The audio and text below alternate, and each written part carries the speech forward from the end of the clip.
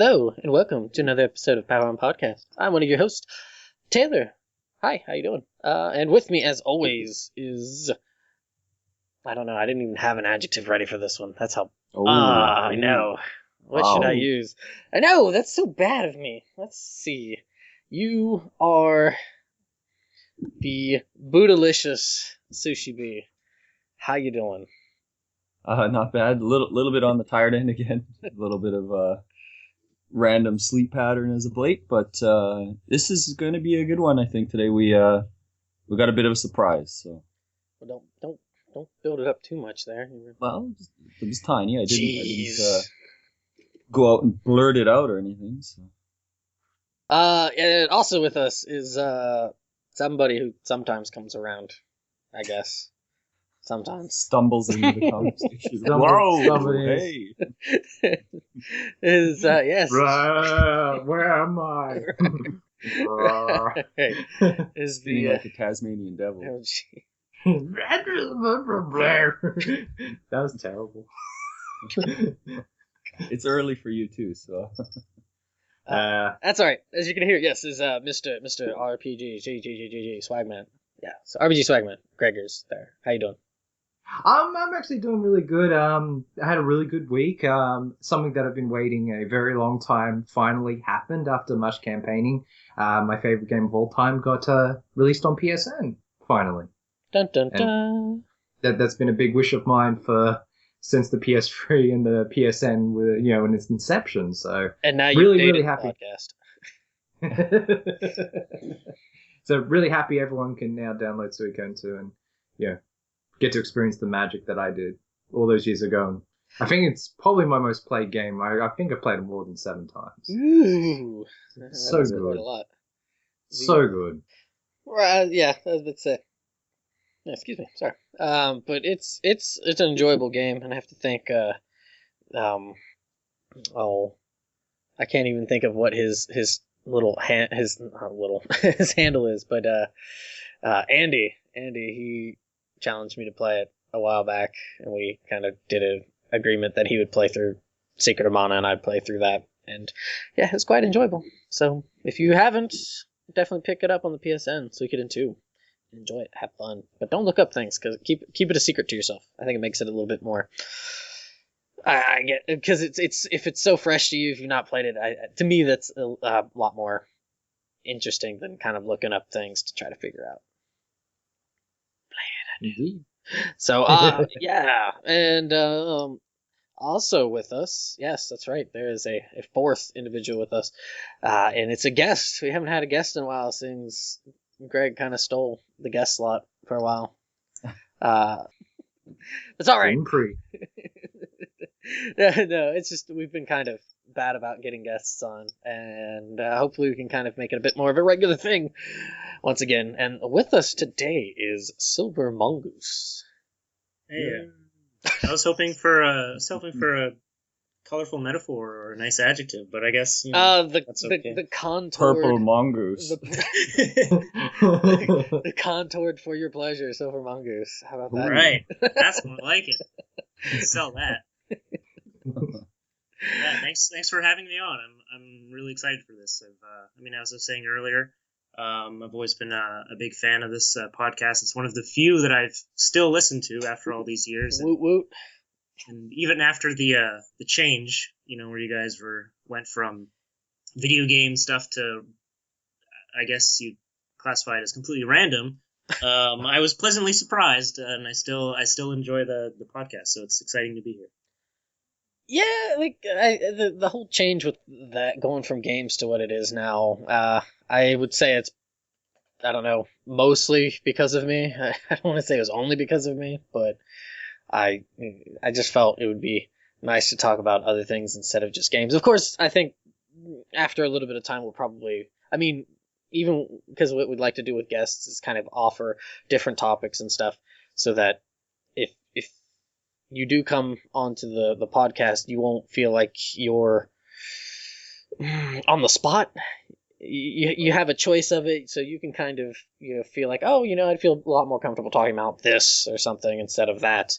Then if you have no interest in talking about say anything scientific, and then we were like, oh, let's talk about this, new scientific discoveries or something, you're just going to be like, whatever, this is boring. Why did you even stop this? And we did have some other topics that are gaming related. So, I mean, we'll eventually have more gaming related podcasts down the line, or episodes down the line. But for right now, I think this works. I like it personally. I talk more, maybe to the chagrin of others, but I talk more. That's the first time I heard chagrin in a very long ass time. well done, good sir. Yes, pulling out those words today, except for modifiers. Oh, damn adjectives. But no, yeah, I am happy that you do comment. I think all three of us would like to say thank you and appreciate you commenting on the episodes that you do watch, just because the show is really about trying to foster and carry the conversation outside of just the podcast, because we could just talk at you kind of thing. I mean, blah, blah, blah, blah, blah, blah, blah. But, we try to have discussions out of that. So, and you are so far succeeding. Great. So let that be a lesson to people. If you want to get on the podcast, just comment a lot. Or just give me money or something. I mean, that would work. Yeah, that works too. You said you wouldn't say that. Sorry. Gosh. But yeah. So for today's episode, we're gonna go into. It's going to depend on the person how they want to approach it, which is usually how we like these topics. But for this one, we're going to talk about relationships, and relationships can be with significant others, your family, friends, co-workers, pets even. I mean, yeah, you could totally go that route. I mean, there's some people that have very strong bonds with their pets. And for Sushi and I, we can talk about the teacher to student dichotomy there, or vice versa and whatnot. Excuse me.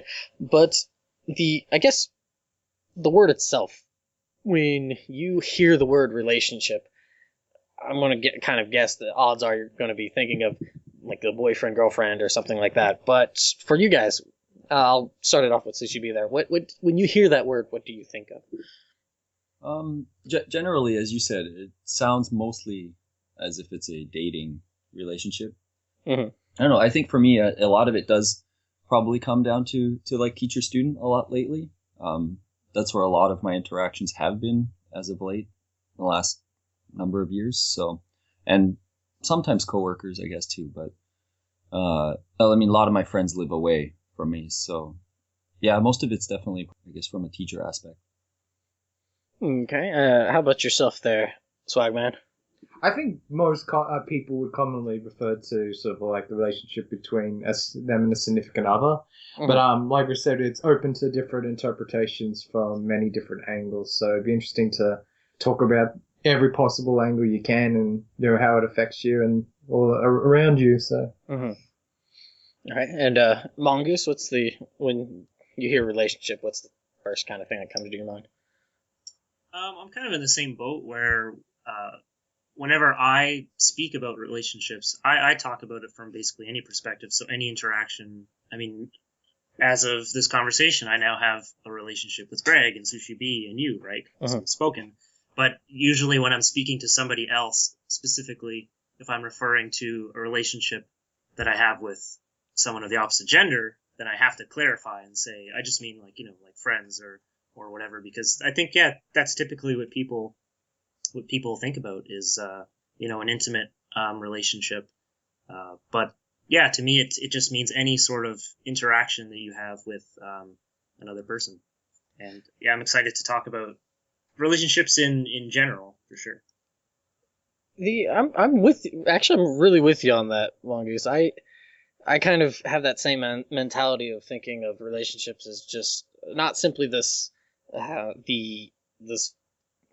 the connection that you might have with a significant other, whether somebody of the opposite sex, somebody of the same sex, or whatever. But just the different kind of strands that bind us. And I can recall a few instances talking with teachers and stuff in Japan when I was still working there, where I would say that you could love people without loving them in the same context of how, I don't want to say the generic, but I guess the most widespread universal idea of love is that is for somebody you're in love with, you're married, or you have a strong bond with. But I think that you can kind of care for other people and still kind of classify that as love. And it's this murky world of words that are just like, damn you words and their nuances that have kind of been hammered out a lot, it feels like, with things like relationship. So I kind of was a little harmed about it because, when you first kind of hear it, you're kind of like, how is this going to be construed? How are we going to kind of talk about this? Then I thought about it a little bit, and it really warmed up to me. So I am very excited to discuss relationships. And for those listening, I really hope that you comment. Damn it. So, give us feedback on this one. But does anybody want to kind of start with a relationship that they feel is a good one, or anybody want to kind of just start this off, or do you want me to start it off, or? I think in this instance, because I got a lot going, I think you better start off first. I see how it is. That's all right. I'm ready. I'm strong. Well, I'm gonna kind of start this off with a very easy way to start for some. If you don't want to talk about it, that's perfectly all right. But the relationship of family, because this is something that at times I'm all right with, and at other times it drives me batty. You always hear the thing, you can pick your friends, but you can't pick your family kind of thing and whatnot. But there are times where you just kind of, I don't want to say I want to give up, but me personally, I'm very aloof. Even with friends, I kind of have this keep them at arm's length sort of thing. And I even do it with family to an extent. So I'm kind of, while I can be joking and whatnot, I really push them away a little bit just because I can't really reason why. Maybe I'm just that kind of prickly kind of person. Prickly pear kind of thing. It's just I feel like there are times when the relationship between family members, the obligations that some of them try to pile onto you, which are sometimes they're really they're responsibilities to an extent, because help out your family, help out your mother or father or your brothers and sisters or something doing something. But in the same hand, it's like I've got to do my own kind of stuff.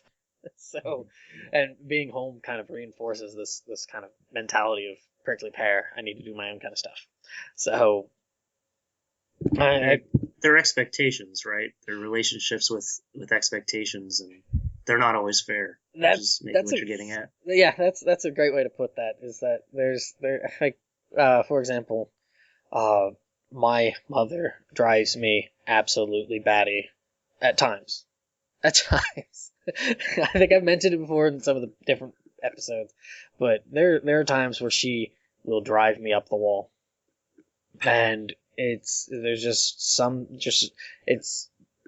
two different there's two different personalities between my mother and I, and she's very Southern Comfort is what I want to say. She's kind of slow. You drink Southern Comfort? No. That's what I was thinking. All right, so she's drinks a lot of alcohol. Our relationship stands between Southern Comfort and I. No. Southern Comfort is a descriptor for the people of the South of the U.S. that take things very lackadaisical and are very kind of slow paced. They'll get to it at their own pace. Don't try to prod them along to do anything, because if you try to prod them along, they'll be like that stubborn bull that won't get going, and will just kind of sit there and take even more time and more time and more time and more time and more. It's really annoying. I think that's just old people. She's not that old though. That's the thing. She's not. She's been doing this like my whole life. So, like, she's really. What is she? She turned 50 this year. So so but she's always been this way. But I've always, even though she's always been that way, there are times where we kind of get along and whatnot. I don't want to say kind of get along. We do get along fairly well, outside of her being really slow. My dad has this joke, and for the podcast purpose, just to let it out, like, my parents are divorced. They've been divorced since I was really young, but he's always joked that she'd be late to her own funeral. That's how badly she's late. Like our whole family, my aunts and uncles and everything always joke that if you tell her to be there at 2, she's going to be there at 4. That's Southern comfort. She's really slow. So, isn't that a common thing in certain countries though? Isn't that common in Italy? I think I could be wrong, but I remember hearing somewhere. And I've heard that about Greece too, and some South American countries. They have their own time. 2 or 3 hours late is good. Yeah. See that drives me batty, and I don't know why. I think most drives... people have trouble with that. I think. Right, but I don't know why that drives me batty so much. It's kind of like because you lived in Tokyo and everyone's supposed to be on time, but they're still not on time. And but that's the thing though, is that it has always driven me batty. So it's just a personality quirk between the two that. Thankfully, I did not get that gene. Whatever that gene is, that's just predisposed to being late as fuck. I don't have that, because that would... No one's on Taylor time. Tim the Toolman Taylor. But yeah, no. I don't think so, Taylor. Oh. But, but and not just my mother. I get along with my father pretty well. He and I are very... how do I put this? We're both kind of keep people at a distance. He can be a lot more joking. He can. I don't want to say jokester, but he can be very. I don't want to say jovial either, but he can be pretty funny. Playful. That's a good word for it. And where I'm a bit more. I don't know what the hell. I think my parents just ruined me as a child. Strong arm. Stiff arm everybody. Well, the Heisman Trophy. Right. But it's just, but we're there like kind of this way, and what I'm very not like that.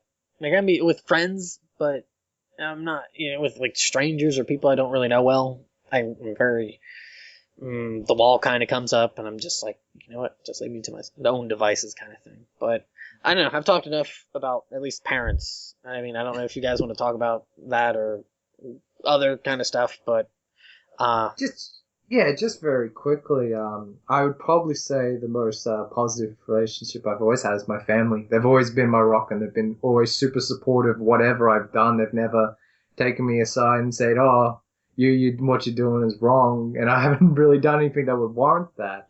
But they've always been supportive. If we ever get talking to friends, that's when I'm going to go at very long length, and it's going to be kind of controversial. So it's because my family's always been there through some rough times that, they're kind of like, that's the one sort of relationship that I can always rely on in this lifetime.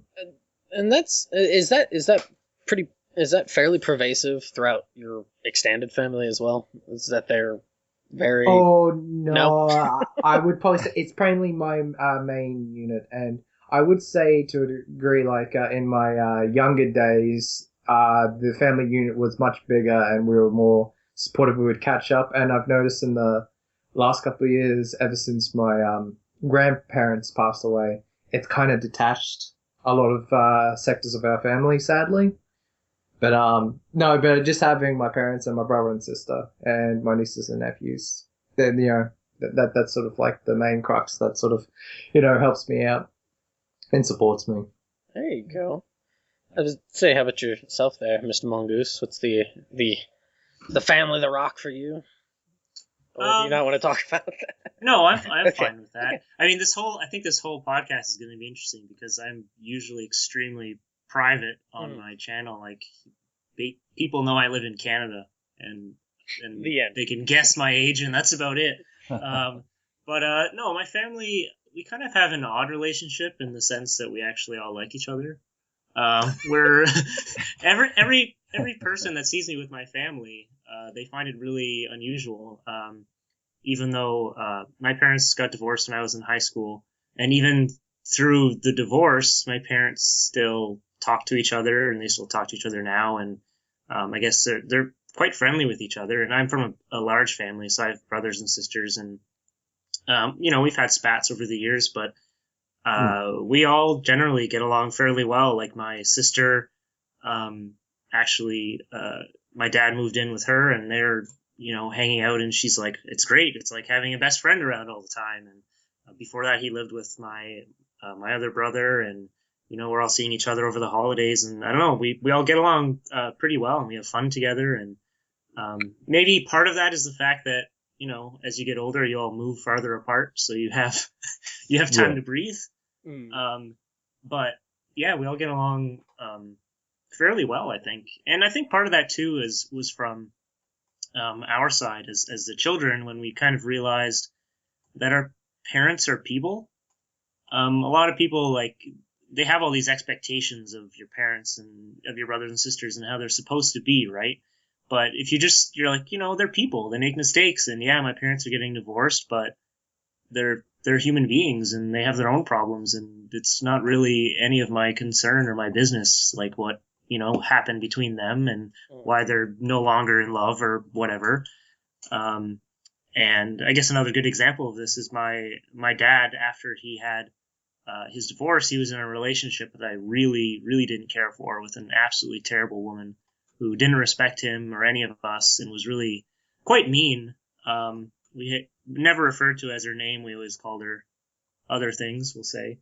But we never did any of that to her face out of respect for our dad, because we said, you know what, he's a human being, and he's making mistakes, and he's in a relationship I don't think he should be in, and eventually he'll figure it out for himself. And like anybody else in life, he did. And we didn't let that kind of break us apart, I think, because my relationship with my dad is more important than his relationship with this other terrible woman. So I think that's a big realization that some people don't make, is that your brothers and your sisters and your parents, they're all people, and you're not any different. So I'm not exactly sure what my point for that was, but that, yeah, family gets along well. Thanks. How about yourself, Sushi B? Is there anything you'd like to add? The legend of Sushi B shall continue on the wind. Fair enough. I kind of figured that that it might not want to discuss that, that's all right. I think I've mentioned a few things in the past, right, probably on other podcasts, but I'll pass on this one for now. Okay, that's cool. That's as you said there, Mongoose. That's important to keep in mind, is that your family are people, and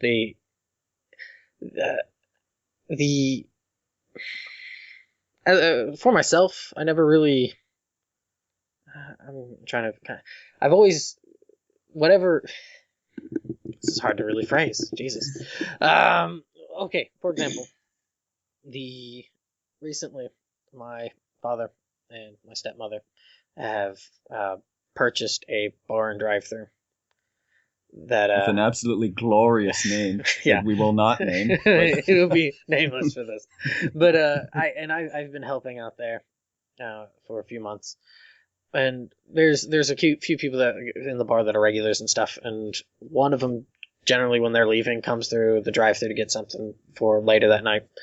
And he always tries to pick my mind when it comes to my dad, because he's trying to figure out, how my dad is. And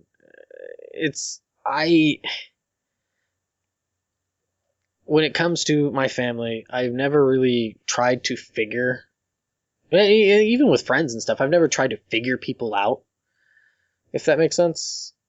No, it does. It's just like that, this is who they are. It's not my business to know how they're thinking or what they're thinking about or what they do. It's the interactions between that person and I that I that I take stock in. And unless they're doing some horrid things off to the side, kind of thing, it doesn't bother me. If they're just because there's been a few people that I've had as friends that other people are like, man, you're friends with that guy. That guy's a dick. I'm like, well, yeah, he's a bit of he can be a bit bristly from time to time, but I enjoy this person's company for whatever reason.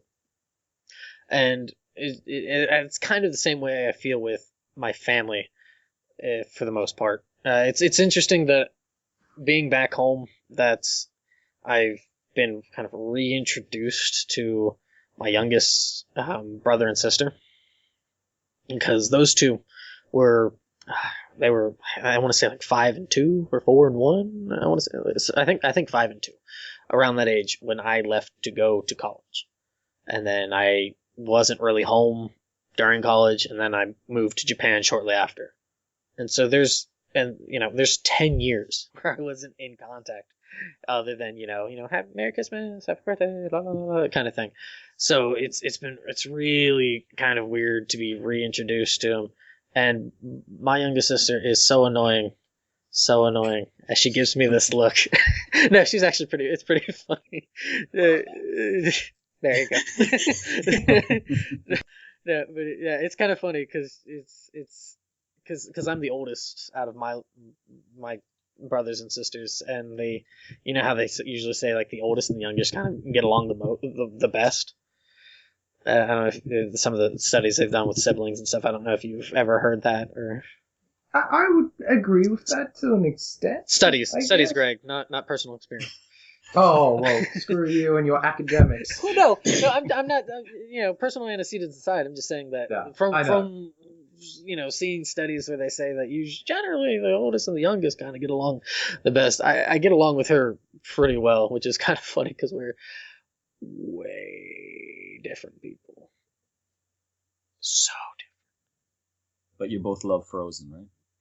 No, we both love the Dakuma, thank you very much. But that's what aside. the heck? That's the most random thing ever. You both love Frozen. It's like, what? No, it's just kind of funny that you can get along. It's just and with the family thing, you can just kind of plop in and everything is just kind of fine. And I think that it just kind of works. Yeah, I don't know if there's anything else you guys want to add for family. Tick tock. Maybe not, but maybe it might come back up sometime down the road. Actually, I know it will. I'll bring it back up. There's a point I want to make about it. But kind of covered the family base there. Does somebody? What is funny though, that Mongoose had mentioned about parents being people, right? Right. Just brings up an interesting story that I heard about. Teachers are also people, believe it or not. I remember hearing this story about one child, and I don't know who, but one child had thought, teachers were just sort of not maybe robots or anything, but were not necessarily like people, and that was shocked when they found out that teachers pooped. like what? Like, teachers go to the bathroom, they poop? So I just thought that was. It's not really relevant here, I guess, but it is just kind of. I don't know why, but teachers are people too. No, I think it is relevant. Like, I don't know if you guys have ever had that moment where you're, like, out at a grocery store and you see a teacher, like, in normal clothing. Mr. Bra, and you're like, whoa. Yeah. And he's like, hey, how are you doing? And, yeah, he's broccoli, just like me. And it's a bizarre moment, because your relationship is always, student to teacher, and that kind of gets shaken up. And they seem more okay with it than the students, I think. Mm-hmm. I never had that as a kid up until about high school. I never, out of school, had any sort of contact with the teachers, other than just in the classroom and stuff. So it's really, I had it in high school, but it was almost to the point where the teacher seemed to respect me enough as a student to talk to me like not like a student, but just kind of as a human, as a human being kind of thing. But yeah, from robot to person, right. But I don't know how many times it's happened to you, Sushi, when you're out and about and you see any of your students. I don't know. It happens a fair amount. I got a really quick story about another one too, but often if you see the kids outside of the school, you get really different reactions. Most of them actually are super shy for some reason. and they're totally fine at school when they see you. They are really affectionate. They want to give you a hug, that kind of thing. But sometimes you see them with their parents and they just shut down. They don't even talk to you. They just sort of hide behind their parent. So that happens a lot with the young kids. But I had one student when I was student teaching a long time ago. I had a group of grade 10s. So I guess they were about 16, I suppose. So I had this one kid that never came to school. I remember his name. I won't say his name, but I remember him. He didn't come to school very often, and he was okay. He didn't really study hard and stuff, so he wasn't doing incredibly well test-wise and score-wise, which was fine. I don't really care, but he didn't come to school for a while. I finished the student teaching, and I was working, just trying to make some money on the side, working at this sort of factory, putting things in boxes and stuff. And I'm sitting there one day at the lunch table, and I look at the newspaper. What the hell? Brad Pitt was filming a movie in the city. And I guess Angelina Jolie was starting to date him at the time, I guess, or something. And she was there. And then the cover of the newspaper is this kid hugging Angelina Jolie on the front of the newspaper. And I'm like, what the hell? I guess he camped outside of the filming location, and she pulled up in her car and like just talked to him and his buddy. They were sitting in the car. It was so random.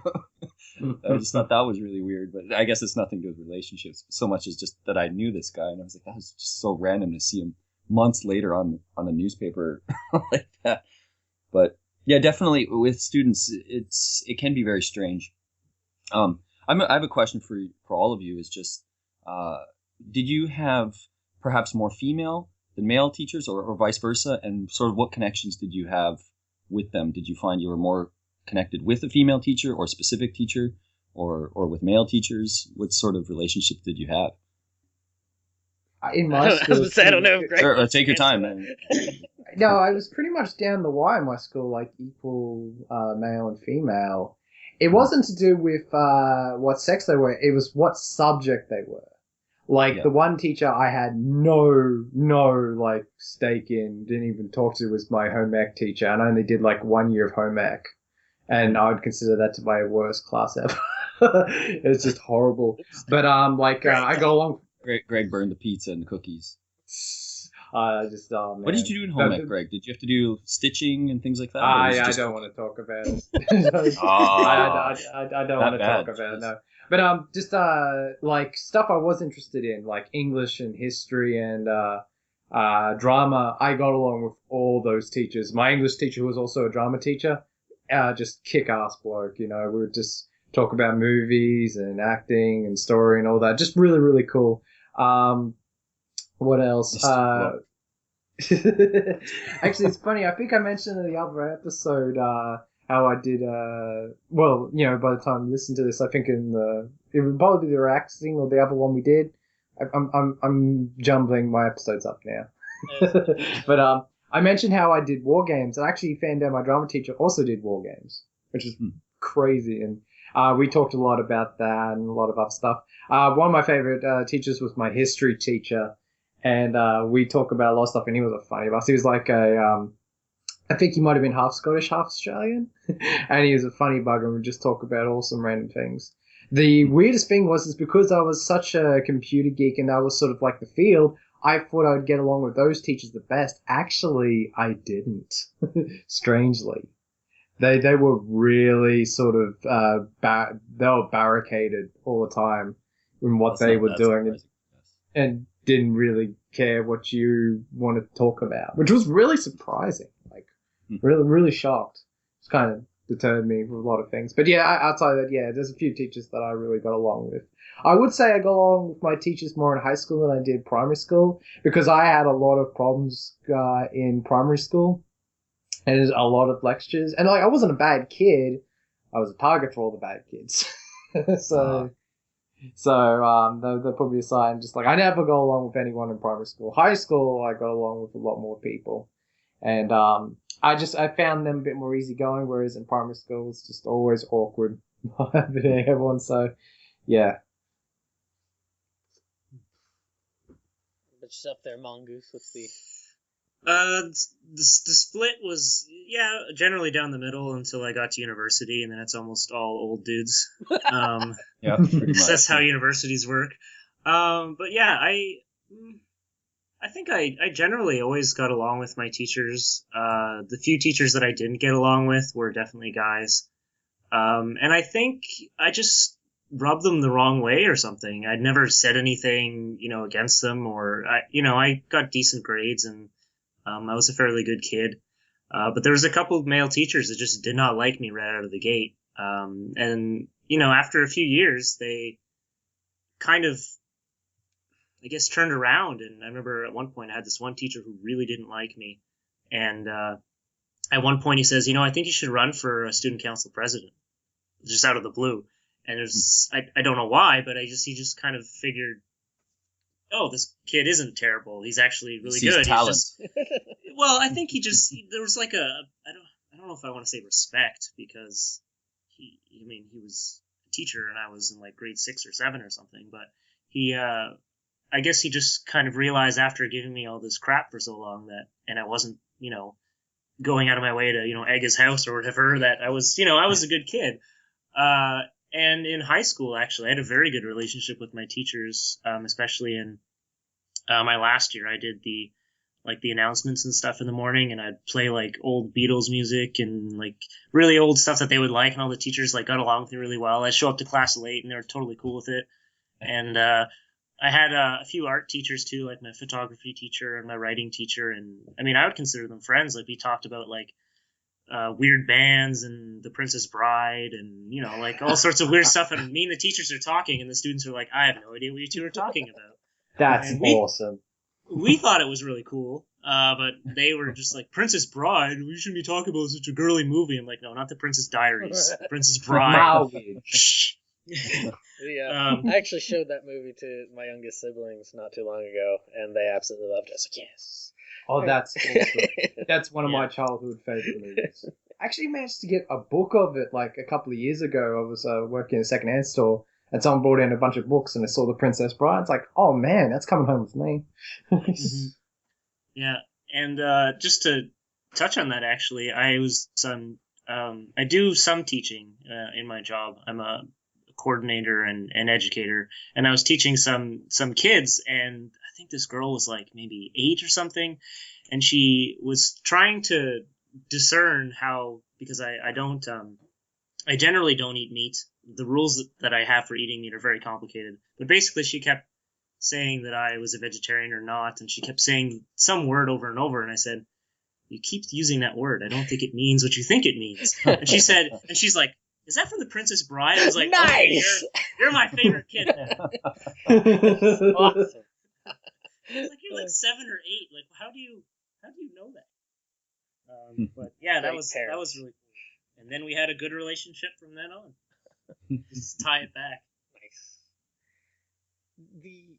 I was gonna say, for myself, it was very female heavy through elementary. And middle school, there's a few male teachers, and then in high school it was a mixture of both. And I can remember most of my teachers in elementary school, but I didn't. It's elementary school. It's kind of hard to really have I guess like a good connection with your teachers. Maybe. It could depend. Right. Exactly. Could there could be some really, really good ones. But for myself, the things I can kind of remember from elementary school from my teachers was I remember having a crush on my kindergarten teacher, and my dad still teases me about that to this day. Whenever he sees bag of bugles, because we both like bugles, and I'd always try to give her bugles and stuff. It didn't work out. I know, seriously. Yeah, obviously didn't. No, it didn't. I was heartbroken. If you had a chance today, would you still try? Get out of here. I think she got married when we were in like 2nd grade or 1st or 2nd grade or something. You're gonna be sending her Amazon.com bugles. They'll be coming LinkedIn in by requests. drone. I'll be sending By LinkedIn drone. Shit. Showering her home with bugles. And there was, I had a couple of mean teachers. in I'm trying to think. It was just a couple, like, I remember my first grade teacher was really, really mean. She made me Santa Claus for a play. I wasn't even fat. She's like, "You're Santa." I was like, She didn't even ask you Sure. if you are Santa. no, yeah. And then like a second grade teacher, like Is it because of your beard? Did you already have your yes, I beard? had the beard then too as well. I remember the second grade teacher. I mean, I could name these names too, which is you guys could No. probably do it too. Yeah. No. It's just weird to think that, man, this person's from so long ago, but I can still remember the name. Like second grade teacher, I remember seeing her at the zoo years later. In the zoo? Yeah, at the zoo, years Really later. snapped. But it wasn't until Good old Mrs. Gorilla. it wasn't until about like sixth grade that I started to kind of form any sort of like relationships that I can think of that are memorable to me with as a student to a teacher. She was like we had a writing class in sixth grade as well as like a reading class, and she was the writing and reading class teacher, and she kind of pushed me along into actually starting to read more. And so she actually got me to start reading the Redwall series. Yeah. Yeah, it's all because of her, and it was kind of interesting because I don't even recall what spurned her to be like, hey, you should try to start reading some things like this or something. These might be more up your alley, and I just kind of went with it. And the language arts teacher, who happened to also be my math teacher, go U.S. education, but he and I butted heads constantly, and I was a horrible sixth grade kid. I would skip school. There was a week where I would either skip school or go to school to eat lunch and then go back home.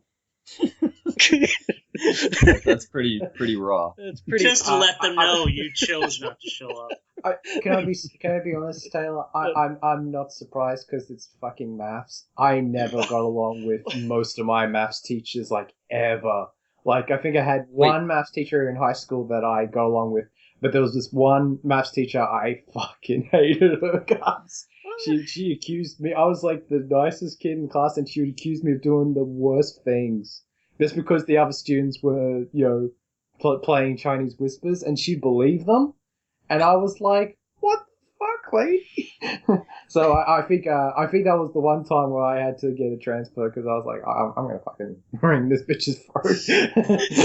We really butted heads for a while, but I don't even know why. I think he was just really hard on me, and especially that year, a lot of kids were hard on me in particular for whatever reason. And it got to me a little bit, but he also, at the end of the year, he did something that none of the other teachers did. And he actually, in front of the class, he would say something about each kid. Mm-hmm. And when he got to me, everybody's just kind of like, oh, this ought to be good. Yeah, anticipation. Right, and I'm just like, fuck me, this is going to be horrible. You're under the fire, the boiler This is going to plate. be horrible. And the things that he said, like, I literally started tearing up because of just how, just because of what he said. He not verbatim, but he talked about how he really thought I was one of the worst students he had ever had. And that it wasn't that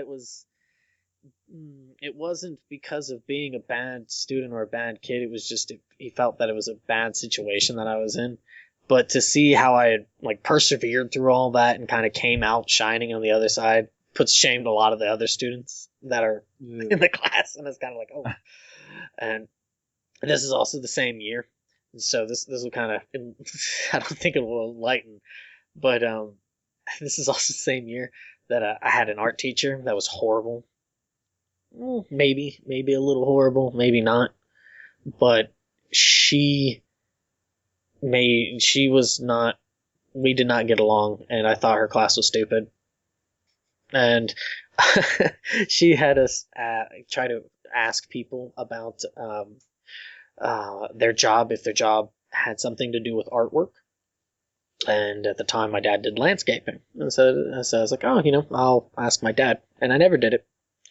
And instead of admitting that I never did it, I came up with this elaborate lie that my dad had died in a car wreck in Europe. Wow. And this Where kid, there are no records of car crashes. Right. Eastern Europe. and this was like out of fucking nowhere. Like, she confronted me about this in front of a whole bunch of kids, in front of that same teacher, and everything. And I just, like, came out of nowhere at this. I started crying and all this sort of thing. And I got away with it, too, for about a week. And A week. well, because they called my mom, and they're like, like that teacher. They called the Soviet Union and they found it. That same teacher, that language arts teacher, he called my mom, and he was laying into her, and she's like, "What the hell are you talking about? He's at his dad's right now." And so we had this big meeting, and Dun, dun, dun. our teacher was actually pretty cool about it, and she joked, and she's like, "You know what? We were talking about how Egyptian, artwork and stuff. Your dad looks pretty good for being dead." Oh, but you go from that, and then I in seventh grade, I went to a different school, and there was this math teacher that I actually really, really liked. And he would have this stupid thing called like the homework elf, where he would give out homework and is the homework elf. And this was before 2001 and everything. And so me and people in the class would actually threaten that we'd kidnapped him and had him for ransom, and that if we got more homework, we would actually kill the elf or kill the elf's family and stuff like that. And the dude he would play along with it. He'd write notes back about it and everything. And we stopped doing it because we had learned that he was a Vietnam vet. And you're just kind of like, oh, that was really inappropriate. I can only imagine the things he wrote back to you. Well, no. He was cool with it. Like, he was joking. But you're just like, oh, man. For him to be able to kind of shelve that sort of history and still kind of, keep that off to the side is just kind of like, wow. And then, there's other teachers along the way. And then high school, there's definitely a few that I really kind of wish I could talk to nowadays, just to talk to. And I still actually Bugles too. Yes, yeah, no, but there's even professors from college and stuff that I actually still keep in contact with, which is it's kind of nice. I don't want to say kind of nice. It is really nice because oh, you graduated, you got your piece of silly paper and whatnot. Your number in a list. Get moving. Right. So, but then on the other side of it, kind of being away from it now, it's funny when I did see kids out of class in Japan, because it'd almost be like this random Where's Waldo game for them. Mm-hmm. And then, for me, it's kind of like a very much more difficult version of Where's Waldo for me, kind of thing. Oh, yeah. So, I can remember going to stores or something, all of a sudden just hearing, Tina Sensei! Just like, what the hell? Trying to do this like goofy Marco Polo game or something in a store and stuff, but it's, yeah. But yeah, those are some but teacher-student relations there. That's definitely, for some people, can be not so good of a thing. I can't imagine that you'd have every single experience be terrible, though. I mean, it's possible. Of course it's possible, but I would be inclined to believe you'd have at least a small handful of teachers that you connected with. At least you'd hope so. I would certainly hope so. But yeah. We're moving on now to love, or what? As would say now. How about yourself, there, Mongoose? You want to bring up friends into this discussion? Friends. It's kind of a broad topic. Question mark. Friends? You have to have friends for discussion, right? Or can I maybe. No, I mean. Talking about friends, I don't know. One thing I kind of wanted to touch on, though, was when you mentioned this topic, the thing that I thought of was how your relationships, or how you view relationships, have changed over time throughout your life. Mm-hmm. Because I find, at least in the past maybe 3 or 4 years, I viewed them completely differently as I did before. Because, I mean, whenever you're a kid, when you're very young, you're just like open for the most part. Most kids are really open and happy and loving and just want to be friends with everybody and play all the time. And you're like forced into this world of where everybody's doing the same thing, has the same interests. You're all no more than a year apart, and that basically goes on until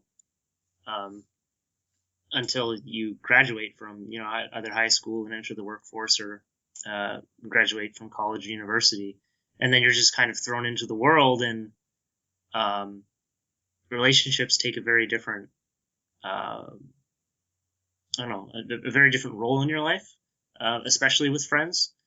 And I just kind of wanted to maybe just see what your experiences, the three of you, were with that, and if you find that to be the same. For me, I feel like when you're not being forced into these situations of, all right, you're all working on the same test, or you're all doing this, I mean, it's a lot more difficult to really foster a relationship with somebody.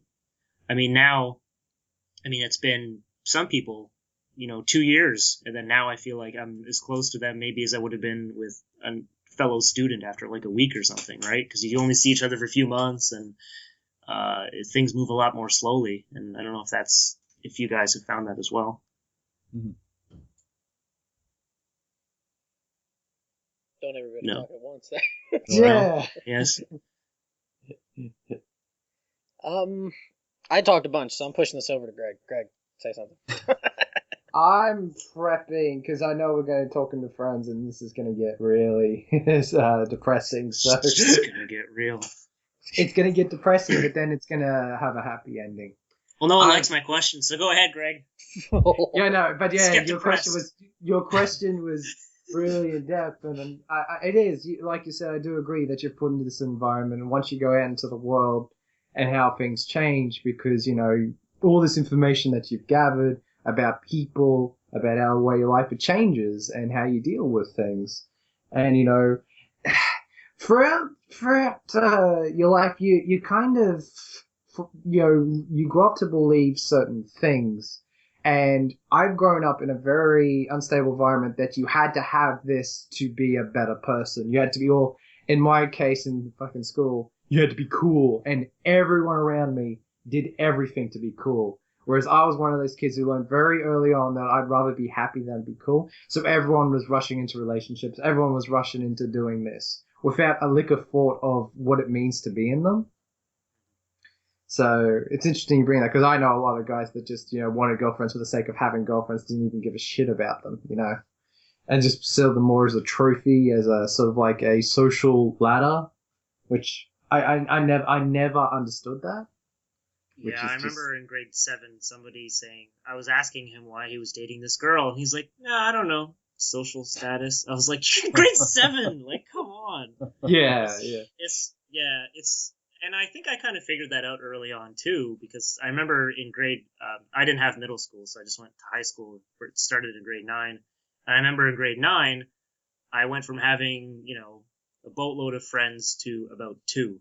And that's because most of my friends decided that they were going to, start skateboarding and doing drugs and, like you said, just rushing into relationships and binge drinking. And I was just like, you know what? I don't want to do any of those things. I still like the things I used to like, and I like new things as well, but I'm not a fan of those. And I mean, there was this period of at least a few years where I had significantly less friends than I did before. And occasionally we all kind of found each other, all the people who I thought were still sane.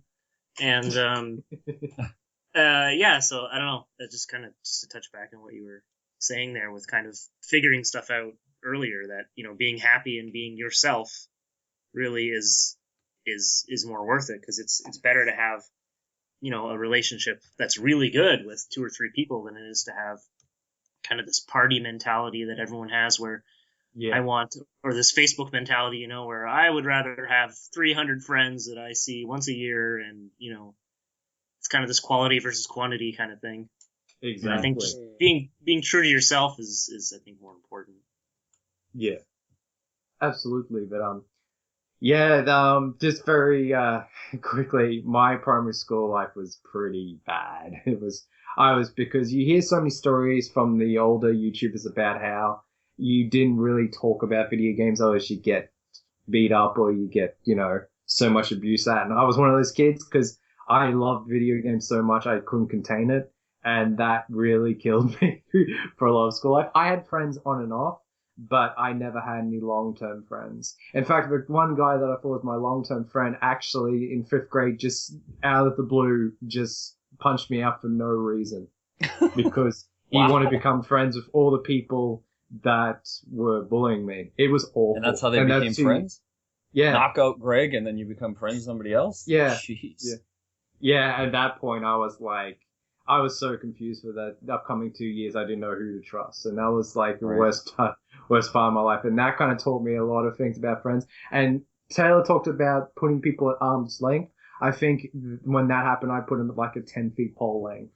And sort of like, I kept to myself. I was just a solitary kid. It wasn't until high school that I started trusting people again.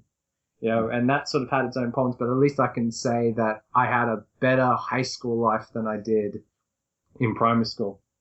And it was a lot harder, but it did sort of, still to this day, it sort of taught me how to view friends and to sort of like when it's best to be with them and best not to sort of be with them too much. Because I actually had a really good friend of mine, sadly we're not friends anymore. He would come over to my house every day, despite if I had something to do. And I'd always call him saying, hey, I can't do anything today. I am doing this right now.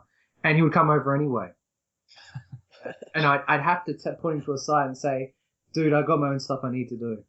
I need to do this. I want to do this. Come back another time. And it became really suffocating. And, this is a funny story.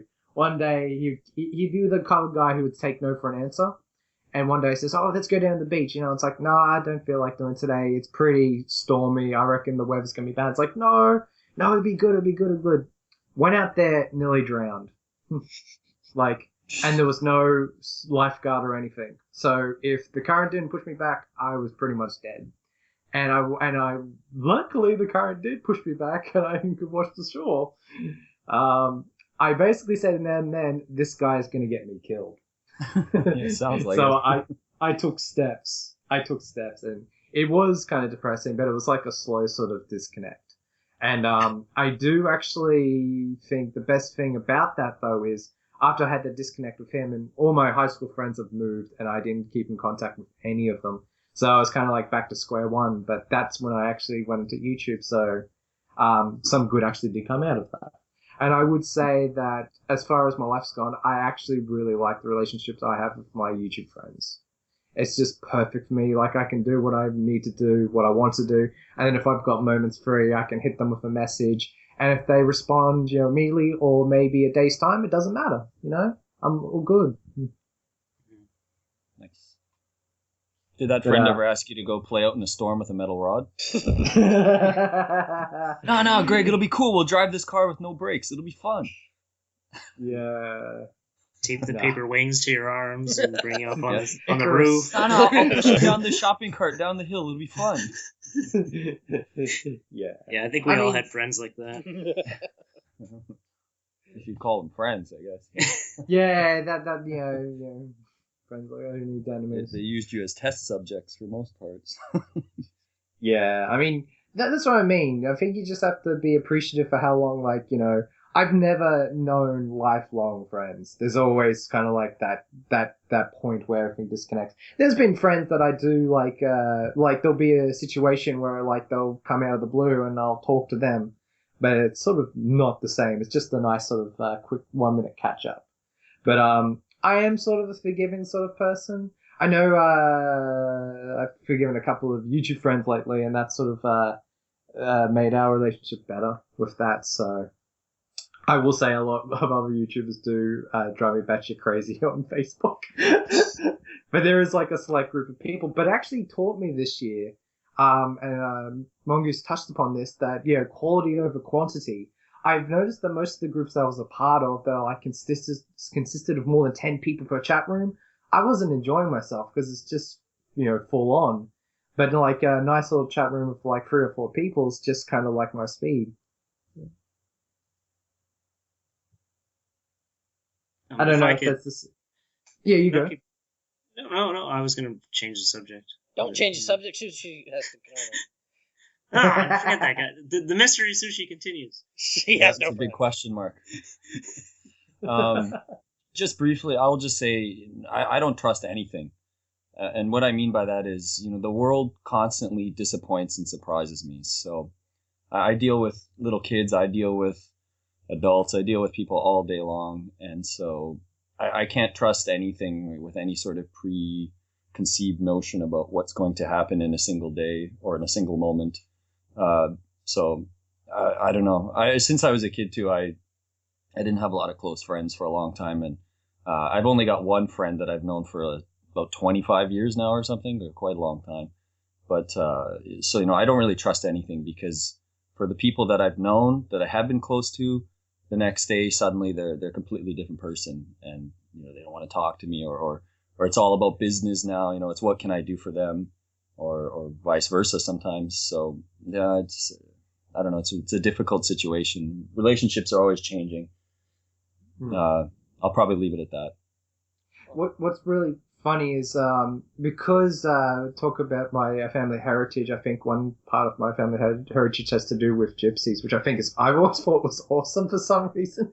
But they go from one place to another, and I kind of said to my folks, I reckon that kind of rubs off about me, because I know a lot of people that's lived in one house all their life. I've lived in like 10. I've just constantly moving around. And I just thought with how I'm with friends that I'm constantly moving from one friend to the other, it's kind of the same thing, this sort of gypsy mentality. And I've kind of accepted it. Yeah. This point in life. I think accepting what you guys both kind of touched on, accepting that, well, the world is a, dynamic place, and things can happen and people change, and you kind of have to be accepting of that and okay with that. And it can be difficult when relationships end, especially. And that's something I kind of wanted to touch on too, is that I feel like sometimes the ending of a relationship can have more effect on you in some ways than the relationship you had. Like whenever you guys were still talking or still friends or still, in a romantic relationship, whether you broke up or some person changed, or even if unfortunately someone passes away, which does happen, I feel like that almost has it's more poignant, I guess. Because it's I don't know, it's just, yeah. Well, I'm explaining myself poorly. Take it away, Taylor. Well, I was gonna say that that's it's the finality of it. There's no chance of change if there's something that crops. It's a turning point. Yeah. I mean, it's once that person's gone, or if you break that relationship and whatnot, it's usually, it's kind of done for. Especially with how some people are nowadays. It seems like they're kind of just like, whatever, we're done with you, goodbye. Boop. It's easy to move on. Mm-hmm. Yeah. You can always find other people online. Right. Yeah. Right. I mean, the death of family, even not even the death, I would say. There's, for example, I don't know if I brought it up before, but my grandfather went through Alzheimer's pretty badly, and there's that point where they kind of just, they don't become themselves anymore. And so, from that point on, it's almost like you have to compartmentalize that this isn't, the person that's being shown isn't the person that's inside. And so you kind of just, you can only kind of reflect on these moments you had together, kind of thing. And it makes it really highlights those wonderful or horrible moments that you had. I mean, especially with the death, I don't think I've never had a relationship with somebody where I've hated them and then they died, or that sort of thing. So I can't really say for certain, but at least the way that people feel, or at least how they talk about it sometimes, if there's somebody that they don't like that pass away, they usually are, unless they did something terrible to them, then they might be a little bit more, but usually with the death, they're kind of like, well, they're dead, so whatever, kind of thing. So. But just to touch upon, I know exactly what it feels like because I used to live with my one of my granddads like a long time ago. He had Alzheimer's, so I know exactly how it feels like that they just completely lose themselves, who they were, their identity. Right, and so you're just kind of. That's kind of how I did it. I just compartmentalized what had happened to him to this. It's not even. I don't want to attribute to it being my grandfather because that's not the person that I shared my moments of childhood with and whatnot. So it's just kind of. I know it sounds kind of horrible to be like, oh well, I just kind of. I don't like forget them because they're still in my head, but I don't attribute them to who my grandfather was. No, that's not horrible. I think it's important in any relationship that ends, whether it's something like that or it's death or it's just somebody moving away, that you have to kind of it's like that old saying. It's something like don't cry because it's over or smile because it happened or something like that. And you kind of have to do that with relationships too. Like I had this really amazing friend in high school. And he got married to his high school sweetheart, and we were always over there and hanging out, and we drifted apart. And as we drifted apart, I got upset. I got angry because I'm the kind of person that kind of needs some reassurance that I'm as important to that person as they are to me, and he just never gave me that, and I was getting angry and upset. And then I just had to at some point go, you know what, something has changed in his life, or life goes on, and I should choose to remember the good times we had together, not the last, few years where we were kind of drifting apart and I was kind of getting upset at him. And, it's kind of the same thing with, it's obviously not as on the same level as what you did with your grandfather, but, people change, like the people that I know in high school that went to drugs and skateboarding and stuff. And now I probably wouldn't want to spend any time with them, but I choose not to remember them that way. I choose to think of, remember that time in grade 5 when, we threw that baseball at that bee's nest. That was awesome. And, I like to think of those things. And I don't think it's, bad or disrespectful or anything. It's just kind of what you have to do.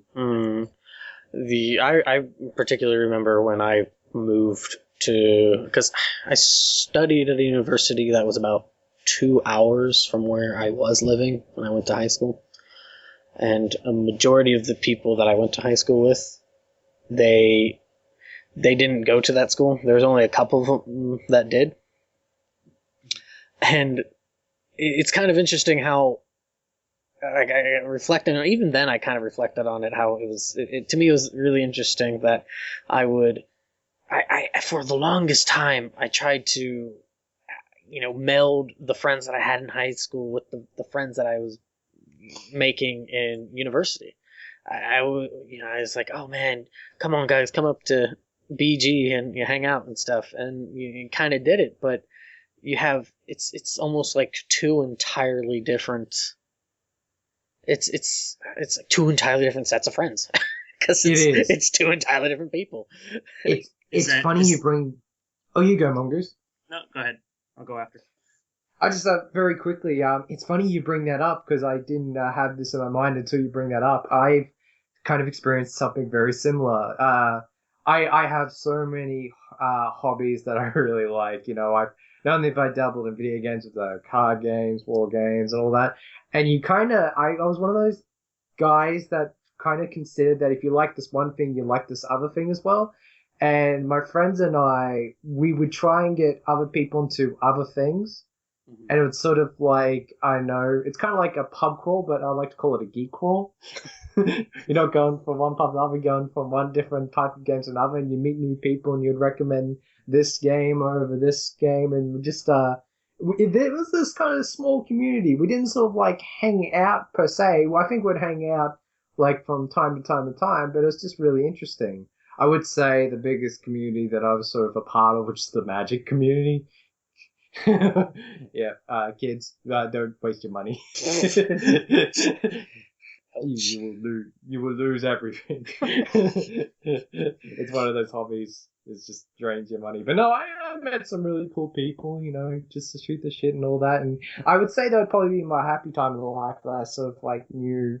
So like, and because I lived in a town, I wouldn't say it was like a small town. It wasn't like a metropolis city. It was sort of like in between as a decent sized city. So there'd be a lot of people with a lot of different things to do. But I would say probably my early to mid 20s, that would probably be my best time of my life because it's just meeting so many cool people.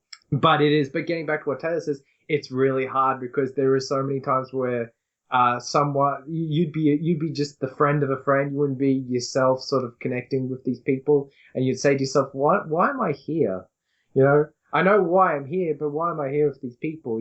Sometimes you question that. And then sometimes you just click with people. Well, it wasn't so much the friend of the friend. It was that it was kind of two groups of my friends that I had in high school and friends that I had made in the first year in university. And having them kind of, meet each other. Even though I bet you, if you asked, you can actually ask my cousin on this. My cousin, she and I are about the same age. She swears up and down that I'm pretty much the same person that I've been since we were like 5 or 6. She's always kind of been like, man, you don't change at all. And I'm like, gee, thanks, Andrea. But maybe with the beard. But so like I thought, I was in my head. I was like, man, these two groups should totally be able to work out, and it just doesn't. It's just you just have these just two different groups of friends, and you're just like, man, this is kind of weird. The threads that bind are kind of all intermingled up there, and it's just not kosher. And as carried on through college, somebody that I went to high school with, we didn't. He was the class clown in high school, and everybody knew him and everything. But then when he kind of left that nest of being being known, being like really hilarious and everything, to this social experiment of college where people really don't care for you unless you're kind of thing. And he went really, to me, he seemed really depressed because he wasn't used to this, just how he wasn't used to not being recognized. And to actually room with him my sophomore year, it was really interesting how we're two very different people, but we get along really well. And it's weird to think that in this one setting we just kind of like but then in this entirely different setting we actually became fairly good friends. But then after college, majority of the friends that I've had in college have kind of drifted away because they're all over the place. And then I went to Japan, and then when you're in, Sushi could definitely talk about this. When you work at places where you teach English in foreign countries, there's quite a lot of turnover sometimes. And you kind of don't want to meet some of these people because it's really either they're only there for a short period of time or they're really obnoxious. Right. And you're just kind of like, I do not want to associate with this person, which is unfortunate because there are definitely a few people that one in particular, I didn't get to know him until he started doing the same work that I did, even though we were part of the same company together for 3.5 years. I didn't get to really know him until that last year.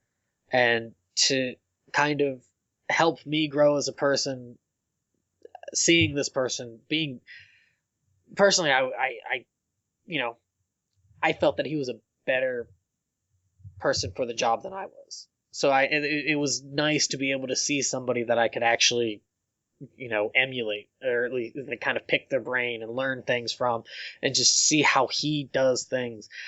Initially, I was jealous as fuck. I will admit that I was like, you son of a bitch.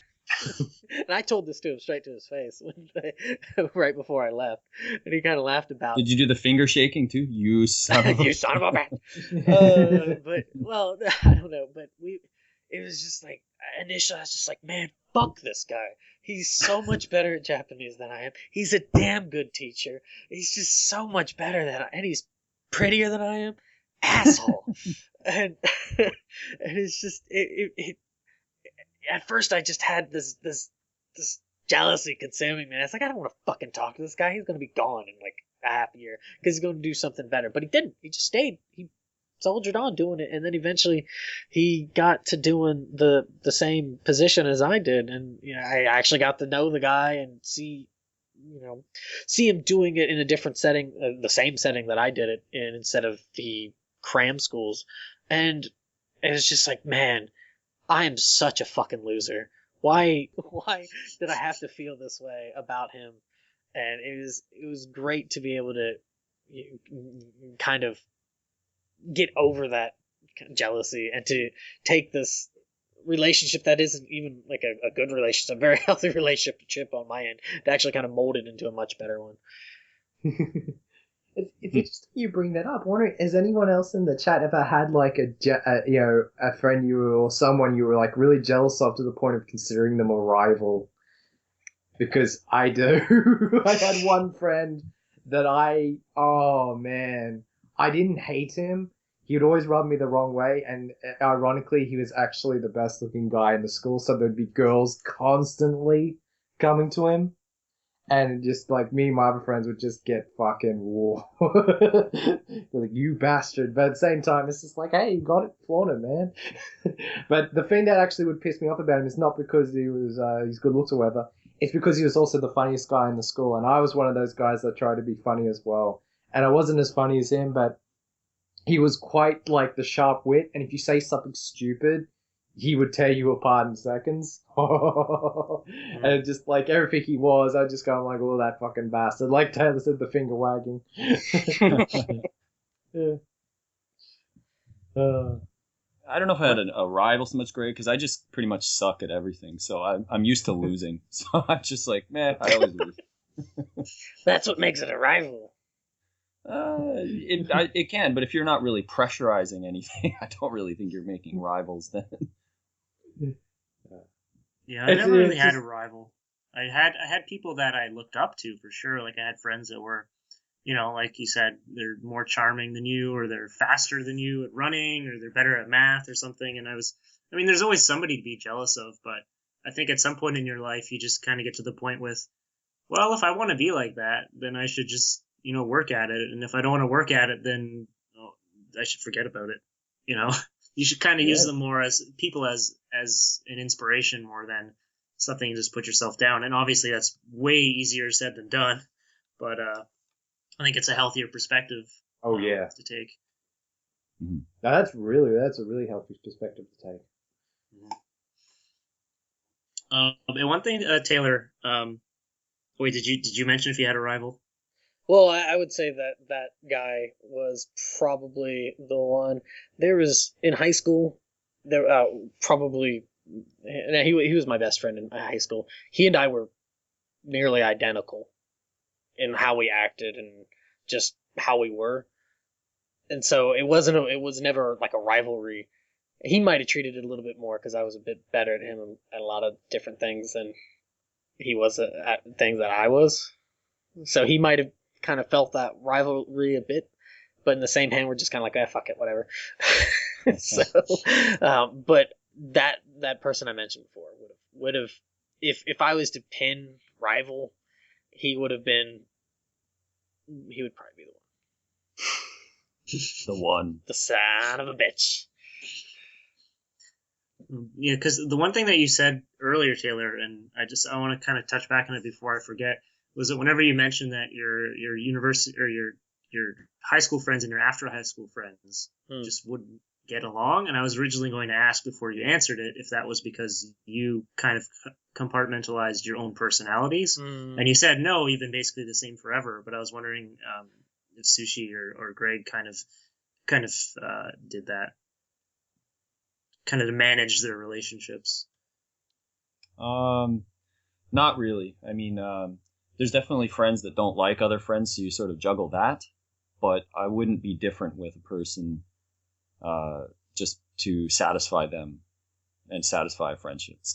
It's really not worth it. So If just you're not more going to be true to juggling. yourself. Right. If they don't really enjoy your company as is, why would you bother to keep putting up some sort of facade over and over? You might change some things about yourself, for sure. I mean, that's part of human growth, but you're not just suddenly going to be like, yeah, I don't like water anymore because this person doesn't like water or something. It's just, that's foolish. That's foolishness.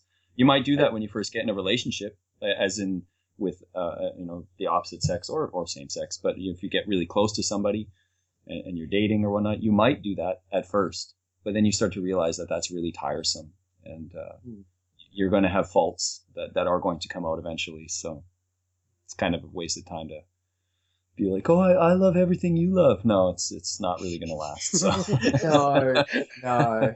Head, wall, repeat. That's interesting that you tackled it that way, because you took it as a really negative thing, and now that I'm thinking about it, it does kind of sound negative. But I mean, I definitely do that. Like, I compartmentalize all my relationships with I'm extremely different with my work friends as I am with my YouTube friends, as I am with my my musical friends, and there's a hippie side of me and a very scientific side of me, and they're all very different. And I don't feel like when I'm with a certain group of people, I'm doing it to satisfy them. I'm expressing a certain side of myself that lends to that relationship, but it's not like I need to suppress talking about video games because they won't like me anymore. I'm just, you know what? I'm with a bunch of hippies, and I want to be super nice and loving and hug everybody and, be nice Twirling and your open. mustache. And twirl mustache stuff. And, but I mean, I guess generally, yeah, people view that as a negative thing, but I definitely do that, but not to suppress anything, just because I have so many sides of myself that I like to express, and it's impossible for me to express my, nature loving Luddite side with my Wii U loving technology side, That sounds healthy, though, versus what I think most people might do. And maybe where I'm coming from is that's what I've usually seen people do, is they're doing it to satisfy and have a symbiotic relationship with somebody, not necessarily to be opening this side of themselves saying, oh, I really love, as you said, maybe playing Wii U games or something. It's more, I have to just sort of change my format so that this person will be happy during this time. They're sort of looking at putting that person ahead of themselves and saying, oh, okay, I want this relationship, so I have to work at it. Right. That's very and you don't do that, Greg? You don't do either of those? Greg walks the walk. I will say this now. It's very ironic. I've talked to Sushi about this in a couple of chats. The friends I talked about in high school, like the guy I was talking about, that was my rival with. They, like most other Australians, they hit the grog. They hit the alcohol very hard, and they were sort of connoisseurs of it. And I remember when I was going, like, yeah, I'm going to be Australian, I'm going to be socialized. I remember the first time I went out drinking, and I went back and said, this sucks. Can I be honest with you, Greg? Those people don't sound like connoisseurs at all. The grog master. No, but they did, like, we ferment. The wizard staff is here. RPG grog master. Yeah, like, but when I say like that, not only do they drink it, they try to make their own. They would make liqueur out of Mars bars and Redskins and all this shit. It's like, look what we did, Greg. We created a new alcohol. It's like, wow, that looks like liquid death. But they would just be like, ew, we're going out drinking. I had to tell them early on, it's just like, man, it's not for me. I'd rather game than drink. And that sort of creates sort of like a disconnect. But, but that's sort of like me, that's sort of them changing, that they've got something they really like. That's me reaffirming what I like most in the world. And sort of like shifting to other people that sort of like that. Do I just like video games? No, I also touched upon the love of fire twirling, and that's sort of a different group between itself. Even though I found out those guys like video games as well. But I didn't really care about that because I was sort of like in this environment where we're just, twirling fire and sort of in a drum circle. Just really cool. And it's sort of like something different I did, And that was sort of like my sort of performing side coming out, because besides playing video games, I've always liked acting and sort of script writing and all that sort of stuff as well. So yeah, I know you've had some interesting stories in the past, Greg. Funny you mentioned that we chat. Actually, we honestly, just to say it on air, you and I actually don't chat that often, and not for any particular reason. Just we don't catch each other online. With this guy. Yeah, no. It's more that actually Greg and I just don't catch each other. It's really weird, actually. No, I was talking about that one time, and I think we were just talking about booze in general, and the people wondering why is it ironic? Because the irony is the biggest job I ever had was working at a liquor store. Right. It's not something that I hardly ever wanted to do. But yeah, it wasn't something I wanted to do, but with my credentials I had at the time, everyone around me, my job network, was like really pressuring me to do this job because it was like a really high-end liquor store that, was like around Australia. It was like the first time. It's Dan Murphy's, by the way, Sushi. Is nice. And we finally got one, and it's like, yeah, you have to work. And it's like, all right, and I worked there for 2 years. So it was like the one job I've worked the most. I actually made some friends with some really cool people who weren't into video games. They're just really nice people, There was also dickheads, but you have to take the good with the bad. But the yin and the yang. Yeah, but yeah, getting back into the juggling different groups and different sort of likes and dislikes, it is really hard to juggle. And when the more that you try to juggle, the less you're going to catch. So. Yeah, I'm trying to think. I totally understand where Mongoose is coming from with that.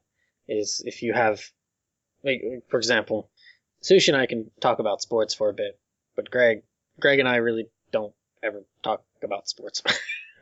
We talk about Falcom at like to the day's end. Right. So I mean, I understand that part of it, but then I totally get where you're coming from, Sushi, where people will just like completely out of the blue sort of thing go off kilter and be entirely different around people just to kind of fit in. Right. I mean, not to cut you off, Taylor, but quick, I've met tons of people, and especially when you live abroad and then there's a smaller pool of people that speak your native tongue. I've met so many people that I'd have to say I generally dislike, because their whole mentality is they find something that you are interested in.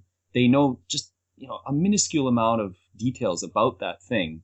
And then they're constantly on you about, I know that too. And it's just because they're just trying to make connections with everybody because they want to be this sort of ringmaster or whatever. Just, I know everybody. I know everything about here and this and this and this. And so, I get really tired of those sort of fake people. Yeah, I reject those. I don't have time for those people. I really get sick of them where they pretend that they're trying to be really close to you, but they're just trying to make interconnections between everybody. And I just don't have time for that. I'd just like to interject, just saying, if you try to please everyone, you won't end up pleasing yourself. So. Well, I don't think these people are trying to please anyone, though. They're trying to make connections to help themselves is more what they're doing. Yeah, just in the long term, yeah. Well, plus you go from, being some sort of social butterfly or something, and then all of a sudden you're truncated to a very, as you said, small pool of people that speak your native tongue. And if you don't speak the native language, I should say, if you don't speak the native language, you're really kind of cloistering yourself. Which is kind of sad for the internet right now, because the norm native language is, that I remember the first time I got introduced to Leet Speak, I thought it was the most stupidest thing I've ever seen, like in high school. It's like, who the hell talks like this? Or people on the internet do. It's like, this is never going to catch on. It did, and it's kind of evolved over the years, and I see a lot of people just using that in their normal vocabulary. I'm like, no. Yeah, I've heard it's pretty common, actually, with teenagers and stuff, and I haven't, unfortunately, experienced it, or fortunately, I don't know, but I haven't seen it in person, but it would be interesting to sort of see that connection of people sitting on their phones, talking to each other on their phones, but then when they go to speak to each other, they're just saying exactly what they said on their phone anyways, which is really confusing to me, but very interesting. You look at it, it looks like a password from a NES game. It's an actual message. Enter the Metroid password. Actually, no, enter the River City Ransom password. Goodness, that one was one of the worst. Is it 4 lines or something? It's terrible. Uppercase, lowercase. At least 4 it's horrid. symbols in there too. Yeah, I think so. Great game, but terrible password system. I've definitely experienced that with kids, like talking or if they'll use shorthands for stuff. Like I might type ATM for at the moment, but they'll like say ATM. Oh, no. I don't know if that's exactly what you were talking about there, Greg, but I've definitely experienced that. Yeah, so ATM no longer means like the bank machine or what? Yeah. See, that's the thing, is you get all confused. But no, I've definitely experienced that. And the whole, I mean, because you mentioned cell phones, the whole cell phone thing is totally, I mean, I have a different perspective because I hate cell phones. I've never owned one and I don't want to. And most people, they're like, how do you socialize without a cell phone? Well, smoke signals. If I want to... My mouth hole. If I want to talk to you, then I'll call you, and then you'll pick up, and then we'll talk. You don't have to text. Like I find that cell phones have made so many people their relationships are like text based now. Like they're afraid to take a moment to get trapped with you on the phone or something. You know, like they'd rather just send you a quick message and maybe I'll respond tomorrow or not, or you know, it's right. They're becoming, I don't want to say less social, but they're social in a way that I don't care for. It's like sort of selfish, as you said, right? You can ignore a message or say, "Oh, it got stuck on the internet or something. It didn't come through," or internet. The tubes. That's the interesting tubes. point. Yeah, I just read an article supporting what you just said yesterday, and I was not really aware of it, but that's a really interesting point of to note that people are almost scared to call now because they think the other person's probably super busy. B, a lot of people just purposely don't even answer their phone. Yeah. Their phone will ring and they're just like, meh, they'll text message me or whatever. And C, they don't want to call back. They'd rather text message. It's really weird. It's really weird. And then that carries over to when you do have a personal interaction with somebody. If you go for a job interview or whatnot, a lot of people have interview skills. They don't have personal work skills or interpersonal skills once they get to the job. They're able to do the interview because it's very formulatic and robotic. But once you're like, okay, we have a lot of teachers that come to our school and I have to interview them. Some of them are great at interviewing. Then they get here. And at first, it's a little bit of growing pains. Sure, there's things to take care of that are difficult. But when it takes a whole year and there's still not really any improvement or change, you're just kind of shaking your head thinking, what sort of has not connected here over 8, 9, 10, 12 months? It doesn't really make sense to me. Yeah, I definitely think it changes. It's changing how our society interacts with each other for sure, and in a way that I don't care for. I'm pretty old fashioned, and I'd rather meet up with somebody and then message them on text or Facebook or something like that, and could get old manish about it. No, I totally feel the same way in that. I'd rather need human connections. I'd rather talk to you because I would get to know you better, a more truthful version of yourself by talking to you than I would by somebody having the moment to kind of just text something out, type something out through a text. Right. That's just, you can get to know somebody, but I think through that sort of medium, you only think the relationships are a bit shallower in that regard. Yeah, because you don't. They definitely are. Right. You don't get the nuances of speech. We're talking to each other, but we can't see each other, so there is a bit of a disconnect. But somebody could be picking their nose. Well, I'm but sitting in the you bump, don't get the body language, right? You don't get the body language. You have the eye contact. You don't know how to read each other. You know, Mm. you find that some, especially younger kids, they just seem awkward around each other all the time. And I know kids are, they've always been awkward, but I feel like they're more so now because they don't know how to interact with each other outside of. I mean, I've seen kids like texting to each other and they're sitting right beside each other. Oh yeah, for sure, that happens a lot. It's I think bizarre. that's everywhere. That's adults even now. I mean, Yeah. But I wonder you how see those kids. people on dates and they're texting each other over the candlelight, and you're just Yeah, thinking, that what is going on here? That is so bizarre. This is crazy. And even if they're not texting each other, they're texting other people, and like I feel like Which is even more rude. Yeah, they're not present, right? Mm. Because they Right. feel like they always have access to, you're on Facebook, you have access to 200 people right now, and you're going to be thinking about them. You're like, I wonder if Taylor commented on that joke that I made, and I wonder if this is going on. And If you it's should on check Facebook, it. nope. asking for dating advice during the date. Taylor, she's got her hand on the table. What do I do? Bro, Hank, what do I do, bro? Hank? What does that mean? I don't know. Her water glass is empty. What do I do? I think it's just the chronicling age where everyone wants to chronicle every moment of their life. That's why social media still exists. And I Why never Facebook? understood that. I mean, Yeah. secret, guys, our lives are Everybody's boring. special. Our lives are kind of boring at times. Not everybody is a special snowflake, and they do rocking things 24/7, except for Mongoose. And maybe Sushi B, that's why he's so secret. But Well, maybe. Right. I just don't want you to know when I pick my nose. but I mean, I don't understand this. Gotta tell everybody what you're doing and stuff. Every time you're on vacation, Right. child Well, does It's something. because we're disconnected, and then we're looking for a connection in another way, which is like we're looking for a connection through validation. And all right, I'm going to post about what I had for breakfast, and then people's going to like it, and that gives you that instant. I mean, there's actually been studies on this where it gives you that like instant Endorphin kind of kick. yeah, it gives you like this instant little boost. It's kind of it's kind of just like little pieces of social junk food, basically. Yeah. And what you really need to do is go out and meet somebody and like really foster some sort of real Breathe air from relationship. outside Yeah, of the breathe- building. breathe air and get like a a real connection. But that's difficult, Sunlight's It good. is.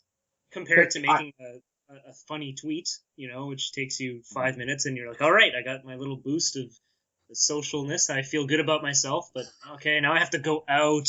And I have to go out to this, this bar. I have to Well, talk to this world. person. I was about to say, I mean, I don't know how things are in your area or just your guys' areas, but that's something that's kind of should be kind of brought up is the really the fleeting relationship, this relationship of either like consumer to buyer, the buyer to seller, or vice versa. I mean, I know Greg kind of brought it up briefly that there's some cool people, but there's also dickheads. I don't know if he meant just like people he worked with or customers, but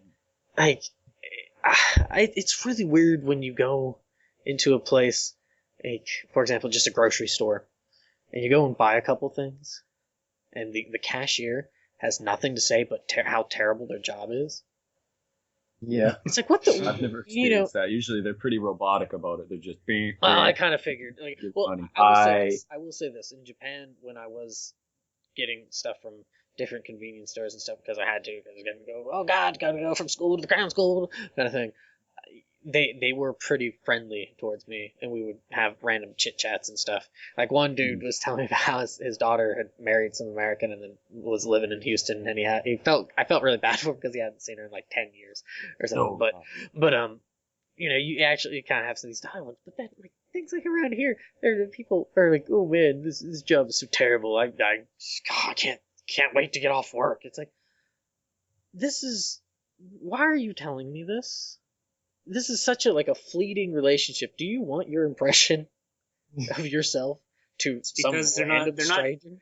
They're not getting that connection that they need from other people, and they're just hoping. They're hoping against all odds Save me, that Taylor. the guy buying the peanut butter and the lemons is going to care enough to do something about it. Well, Right. yeah, They don't hope you're have a the millionaire and Superman you're gonna case. rescue them. Right. Yeah. Well, and then like on the flip side of it, I'm helping out at this drive-through, and yesterday I'm sitting there. It's still fairly early from when it opened. Not really early in the morning, but it's still fairly early. And this guy who came, he came for a little bit off and on, and then I hadn't seen him for a while.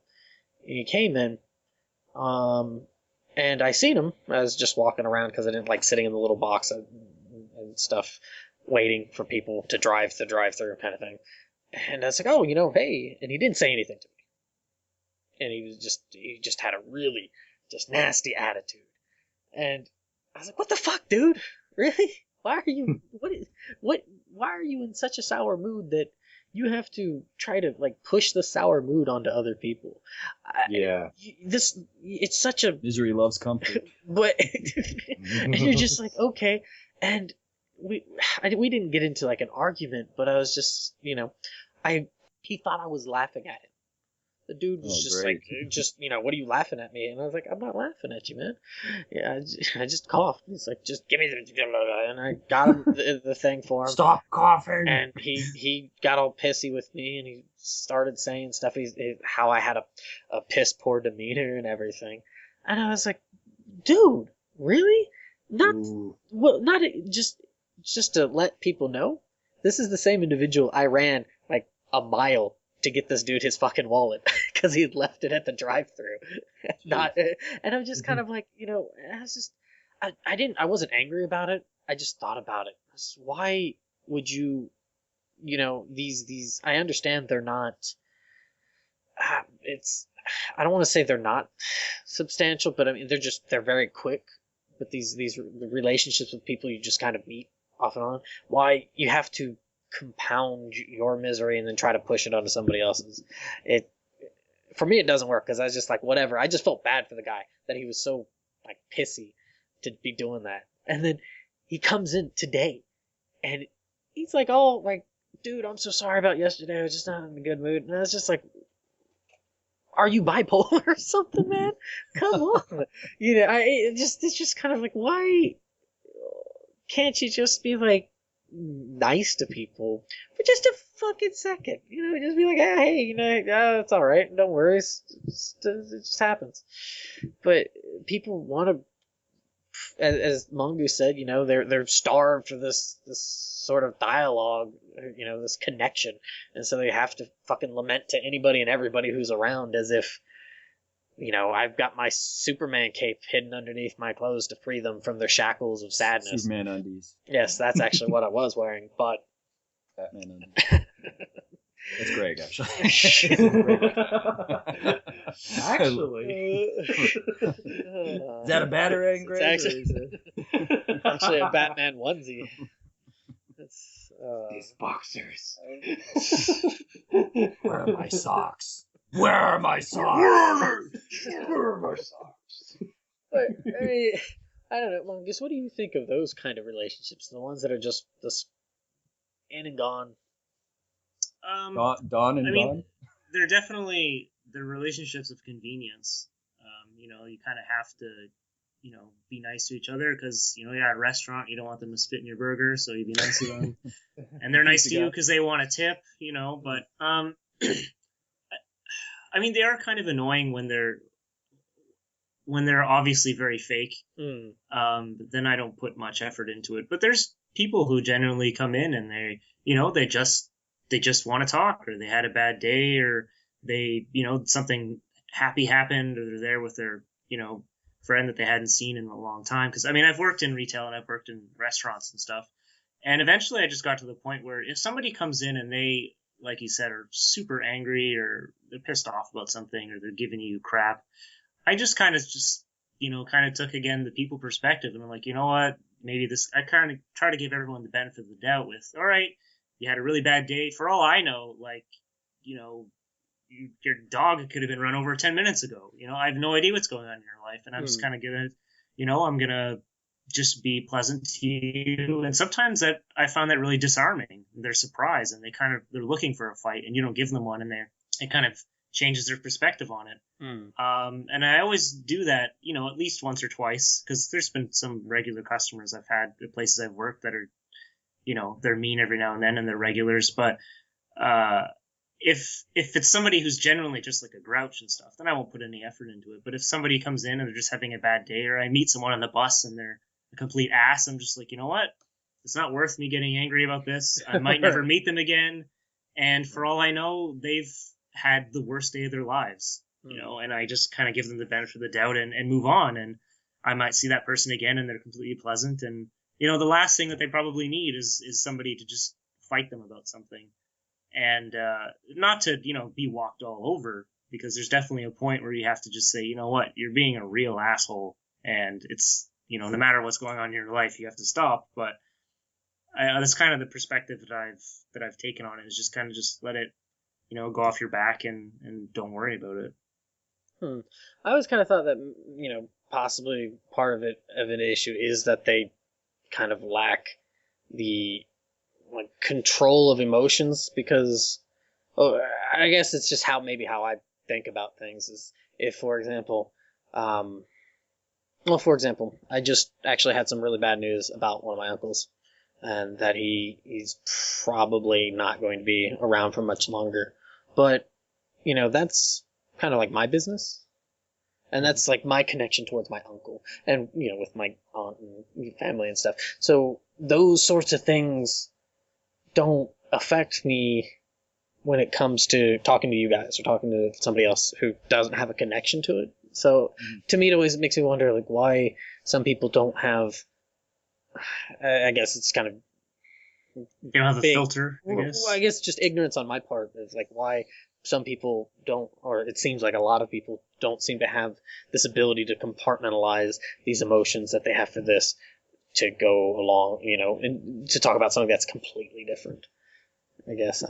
Yeah, I see what you mean. I think people have difficulty processing things at different points. As Mongoose said, somebody might come in, they could be pleasant every day, but then that one day they had a bad day, they just explode for some reason. Now, I don't know. Personally, I'm the kind of person, if I do have an issue and I go to the store or something, I as you said, Taylor, I don't really see the point in trying to convey that to somebody else. Oh, I'm pissed off about this.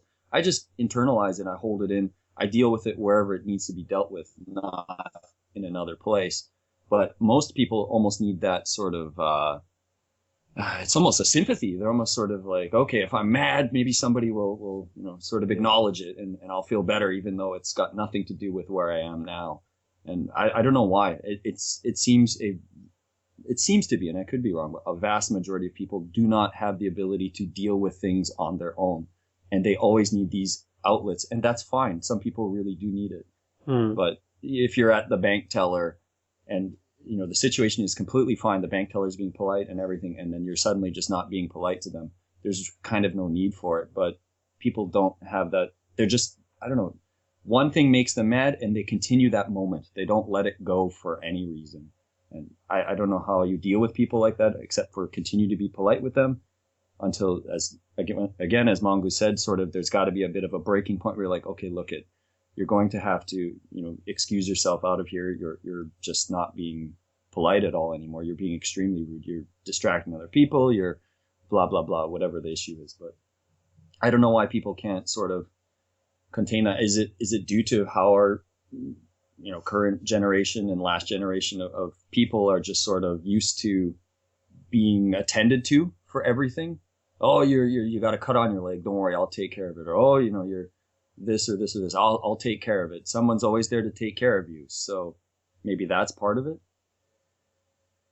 I have no idea. I think you're on something here.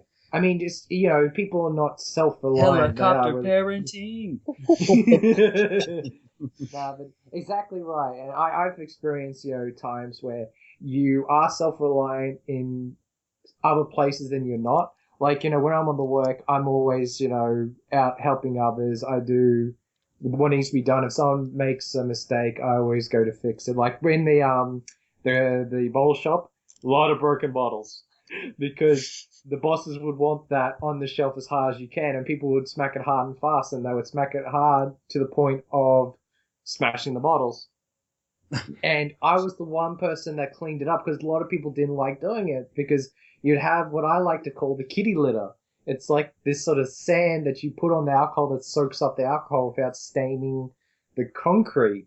And it was kind of like a crap job, but no one wanted to do it. So I was the one that always cleaned up everyone's mess. But I'd be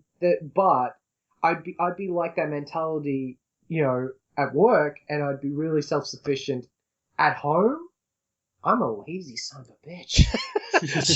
Son of a gun, I should say. I really am. I'm the worst at home. And that's always been kind of a breaking point with me and a lot of people. And I should be working on, people would do, dry, wash their clothes every week. And I'd make sure to wear every possible article of clothing before I do my washing. That's just how I am.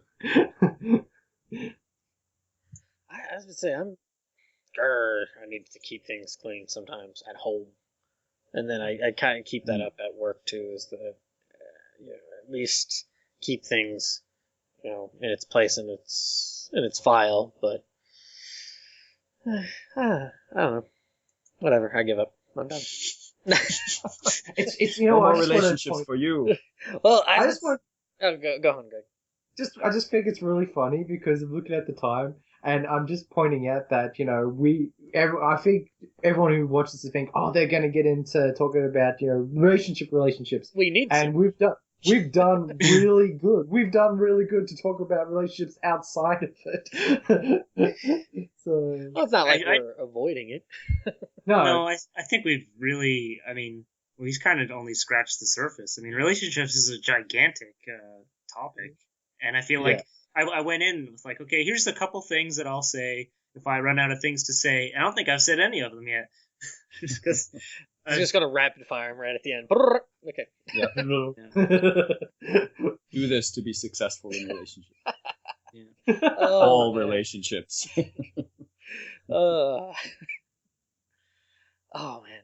But no, Greg, you do actually bring up something we haven't even touched on, was the whole relationship thing, and it should be talked about. Absolutely. So, I don't know. Anybody feel froggy? They want to jump to it? Yeah. Well. All right, there you go, Greg. Go for it. I like women. The end. Expand, please. Expand the comment section. No, all seriousness, I've always had a fascination with the opposite sex, and I've just I don't want to say I put women on a pedestal. It's just I always get a joy out of talking to them. And like as I grew up as an adult, I had more interaction with women like past my 20s because I wasn't the best looking kid at school and I would get constantly picked on by girls. So it wasn't until like my later years in high school that I did actually meet some girls that were pretty cool. They weren't vain. They just wanted to talk to you and have a nice chat. And I just always like sharing moments with, some of the opposite sex. I like their perspective. I like, they're most of them more nurturing. And it's just always been, I feel sort of like happy around them. And when I go into my later 20s, it's just, I don't know, maybe growing up, they saw like reeks of desperation in high school and maybe those early 20s. But I think 25 onwards, I just stopped caring. I know, it's being honest. But, I think about 24 onwards, I just stopped caring. I just more focused on myself, and that actually drew a lot more women to me. And that whole you hear about other people talking like, if you're confident, they will sense it. And I used to say to them, "Oh, that's absolute bullshit," but it's absolutely true. It's if you're being yourself and you're being the best that you are, so, the happiest you are, they'll they will sense that and they will be interested and want to. Spark sort of that connection with you. I would say that I've had a few girlfriends in my time, and I've had some pretty good relationships, but sadly they end for one reason or another. I will say this: I know people are going to laugh their ass off at this, but it's some pearls of wisdom that I have to get across, and it's the best thing I've ever heard, I think, from a comedian, and I have to share this to those people who are like obsessed with getting laid and all that jazz. I have to say this to you.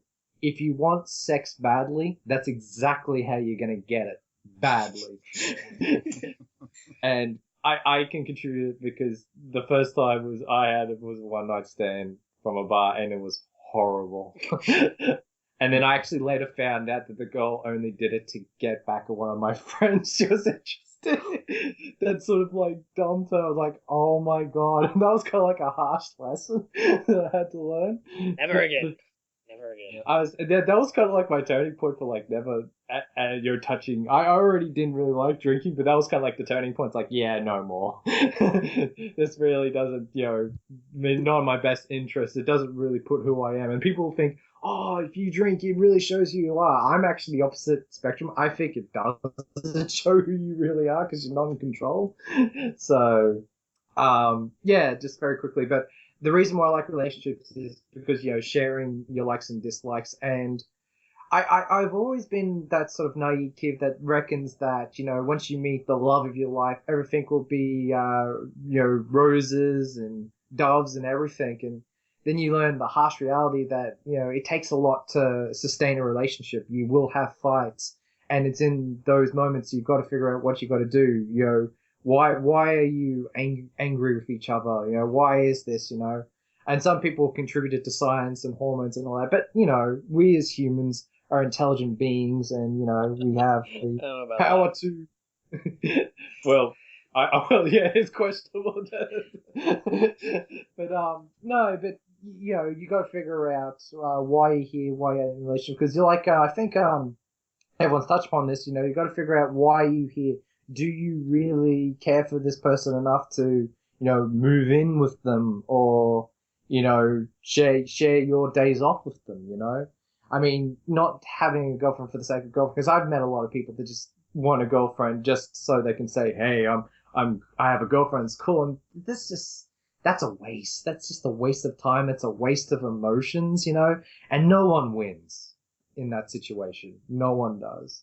So if I want to find someone, I want to find someone that, I can be happy with, and comfort them. They can comfort me and sort of share your life together with, And the one thing I just want to touch upon before I stop yapping is a lot of gamers, they have this idea that their perfect partner is going to be a gamer and that's going to lead to happiness. I can say this now. I've been in a relationship with a gamer and she's an awesome person. We're still friends. We're still really good friends. But you need more to a relationship than just your love of gaming. You need a lot more than that. And sometimes it can be a bad thing because, little small things. Like, what if you're both gamers and you only have one TV and you only have one console, but you have two different games you want to play? What do you do? Stuff like that will happen, and like maybe, you want to play something, but she maybe want to play something and she may expect you to, want to be there to sort of share this moment, and you may want her to be there to share that moment. And maybe you have two different games that you both don't like, you don't like each other's games, It's just a metaphor for saying that, you'll have your likes and dislikes. You have things that you are interested in, but you will have things that you want to keep to yourself. And you have to basically want to know is, will they be okay with that? Will they respect that? Or will they want you to only like what they like? Because I can tell you this now, one-sided relationships never work out.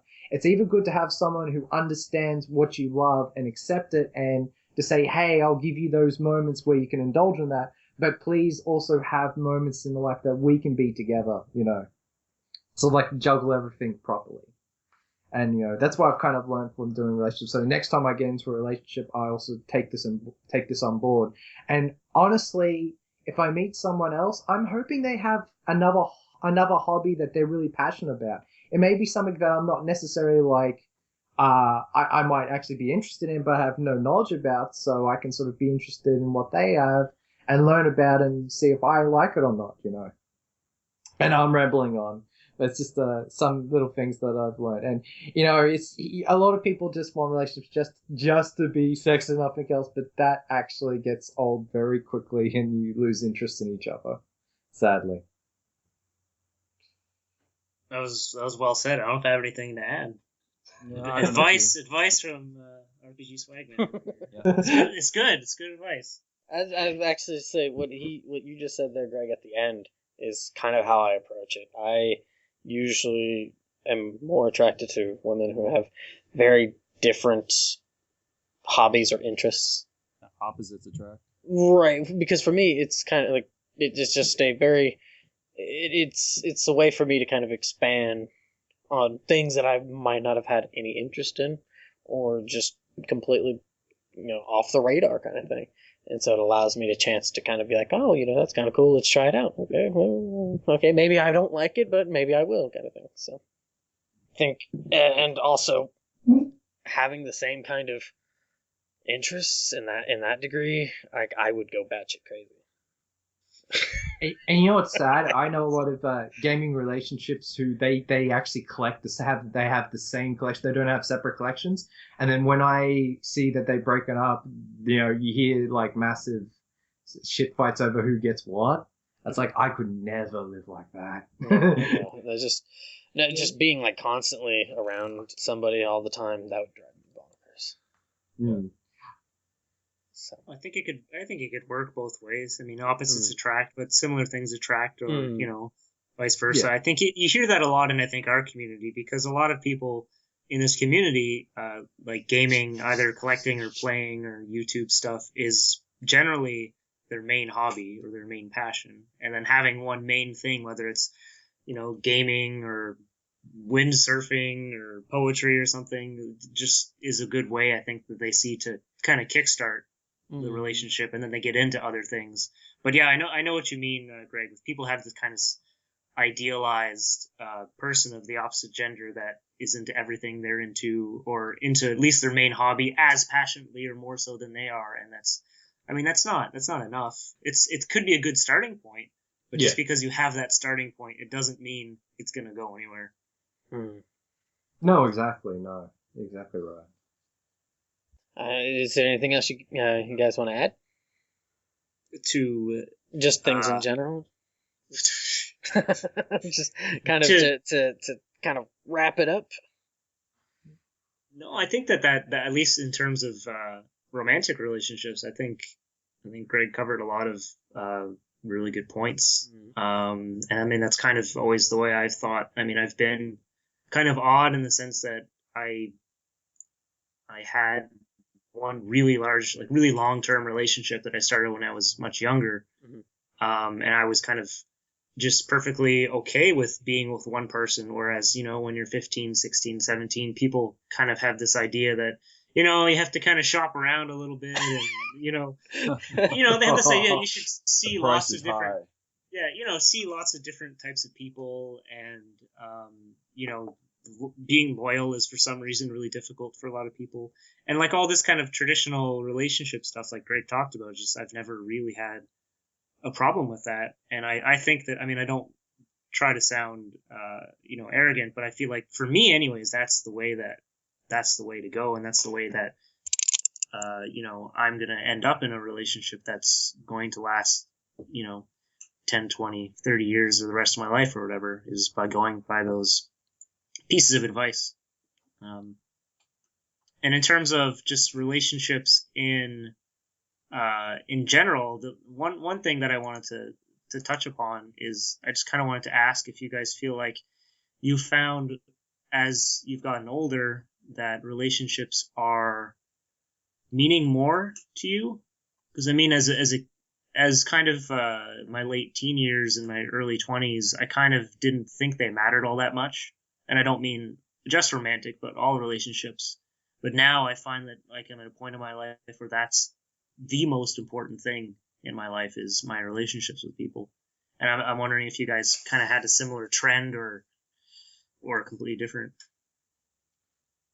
It's in certain areas, yeah. Like, I said before, my family's been my rock, and they're very supportive of me. I'm very happy for all the YouTube friends I have, because there's some friends that, I could feel happy, sad, or whatever, and I'll always talk to them because, they've been there since I've come on YouTube, and, they kind of really help me out whatever day. I will say I have to work on sort of maintaining healthy work relationships, because that's always been the one field that I've always had the most difficult with. Because as everyone's touched upon, the angry cashier. I've kind of been that angry cashier for a very long time. Like, not in the grog store. That was actually pretty hands-on. I'd be more angry at the managers than the customers, so that was interesting. But the second-hand store, oh my god, whoa, you will leave that place with a very bleak outlook on humanity. I will say this now. People trying to get a $1 shirt down to 20 cents. I'm like, it's a $1 shirt, and it's a charity sort of store. The proceeds go to charity. I hate haggling. It's important process of life, Greg. Come on. We've talked about this before. We're on opposite ends when it comes to haggling. No, but but it's really what Sushi said for you want to vent and you got to choose your outlets to be your venting, which for me was always the bus ride home. And I was be muttering on my breath. Then I step into my house and it's like, all right, what am I going to play? What am I going to watch? Who am I going to talk to? Oh dear. But yeah, just more healthy work relationships, would probably be the thing I'd aspire to be better at. How about yourself there, Mr. Sushi B? I would say most of my relationships have still continued to be very similar to when I was young. Never made really, really close relationships with a lot of people. I like to keep a very small number of people that I keep very close touch with. But and it's very much carried on to now. I have a lot of difficulty with people that I don't feel are being honest or true with me, and I'm not saying I don't give extra or second chances to people, but I would suggest it's very hard for me to kind of give people another try if they sort of do something that I see that they've done to somebody else or to myself. I'm very guarded in that way, but mostly very similar. I can be a very civil person, but I would be a bit on your end too, Taylor. With I kind of keep people at a distance, whether it's at work or otherwise. I don't really tell people a lot of things that are going on in my present situation and whatnot. I like to internalize a lot of things, but relationships are hard, and no matter how many you have, you're always going to have to work at them. I'm trying to. I've been thinking about this, and I really don't know if I would say I value them more now than I did before, or vice versa.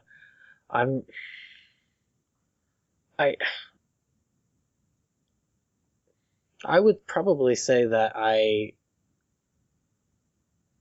the best way I can put it is that of the relationships with friends and exes and different family members and people I've known, that the ones that I have had, I kind of can reflect on them warmly, and the ones I have now, I can kind of be like, yeah, this is great, and then I look towards the future and think of what ones will come, but I don't think I put a higher value on them, just because as a kid I didn't quite move as much, but I did move a bit.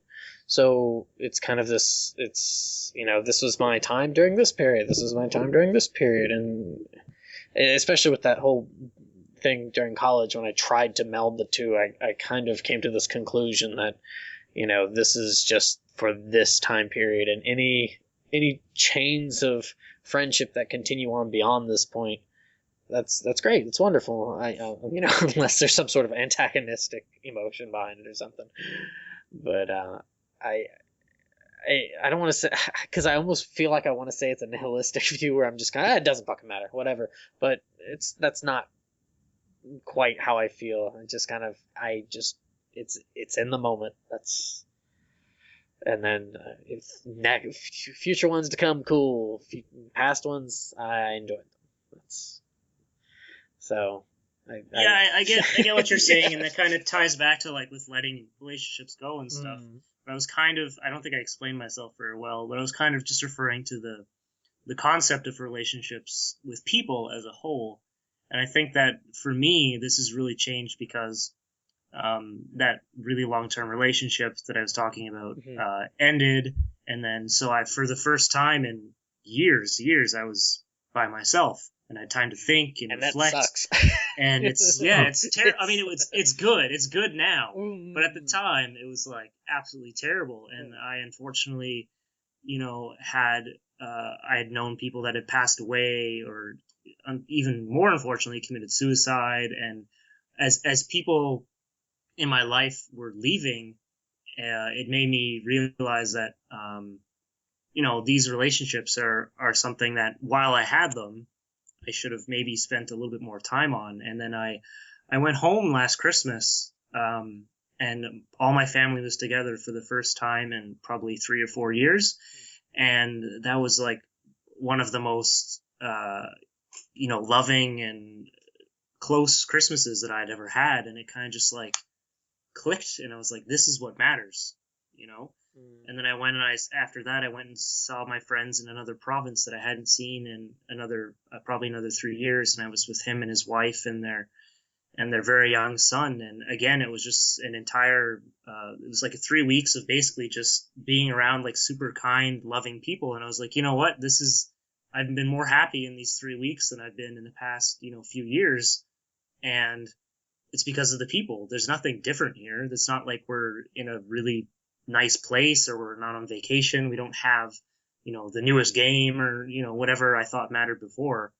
And I just felt like this is what really matters. And yeah, those relationships might end, but as they're happening, I feel like that's, for me, what I've been really focusing on in the past while. And like to the point where I ended up like getting a tattoo just to remind myself, like, this is what matters in life, because I don't want to forget that, because I think it's easy to forget when things are okay in your life. It's really easy to forget that the relationships with people are, for me, the thing that matters the most.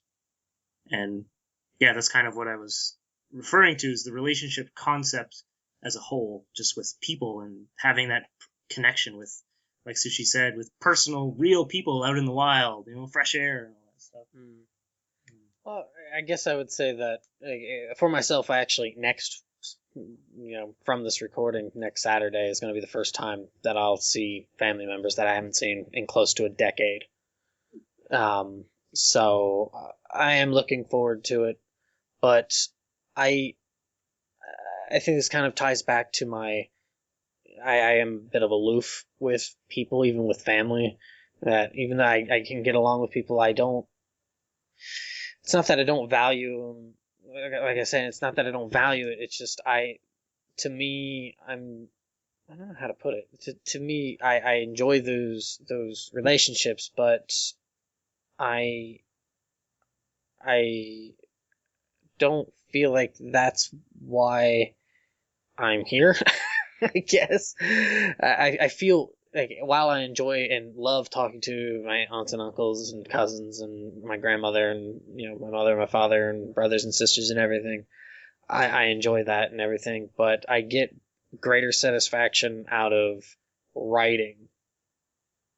And to me that's like the thing that kind of helps me, I guess. Which I while I enjoy those relationships, and to see how certain relationships from my standpoint are skewed entirely differently from somebody else's standpoint, I find that interesting. But it's almost like I'm looking at it from like an observer instead of appreciating it as a doer, for a better word. I mean, does that help any? I guess I don't.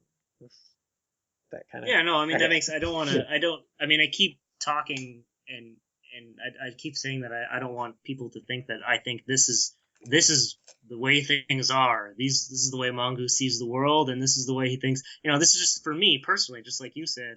I don't view what you just said as any less important than what I said. It's just different. Yeah. I mean, relationships, it's difficult to find somebody, I think, that would even view all your views in a relationship the same way, if not impossible, because it's such a dynamic thing. Right. And I totally feel you on that, having the long-term relationship and then it coming to an end. Those hurt. Those hurt a lot, but it's kind of like the bone breaking, where the point where it breaks, it makes you stronger.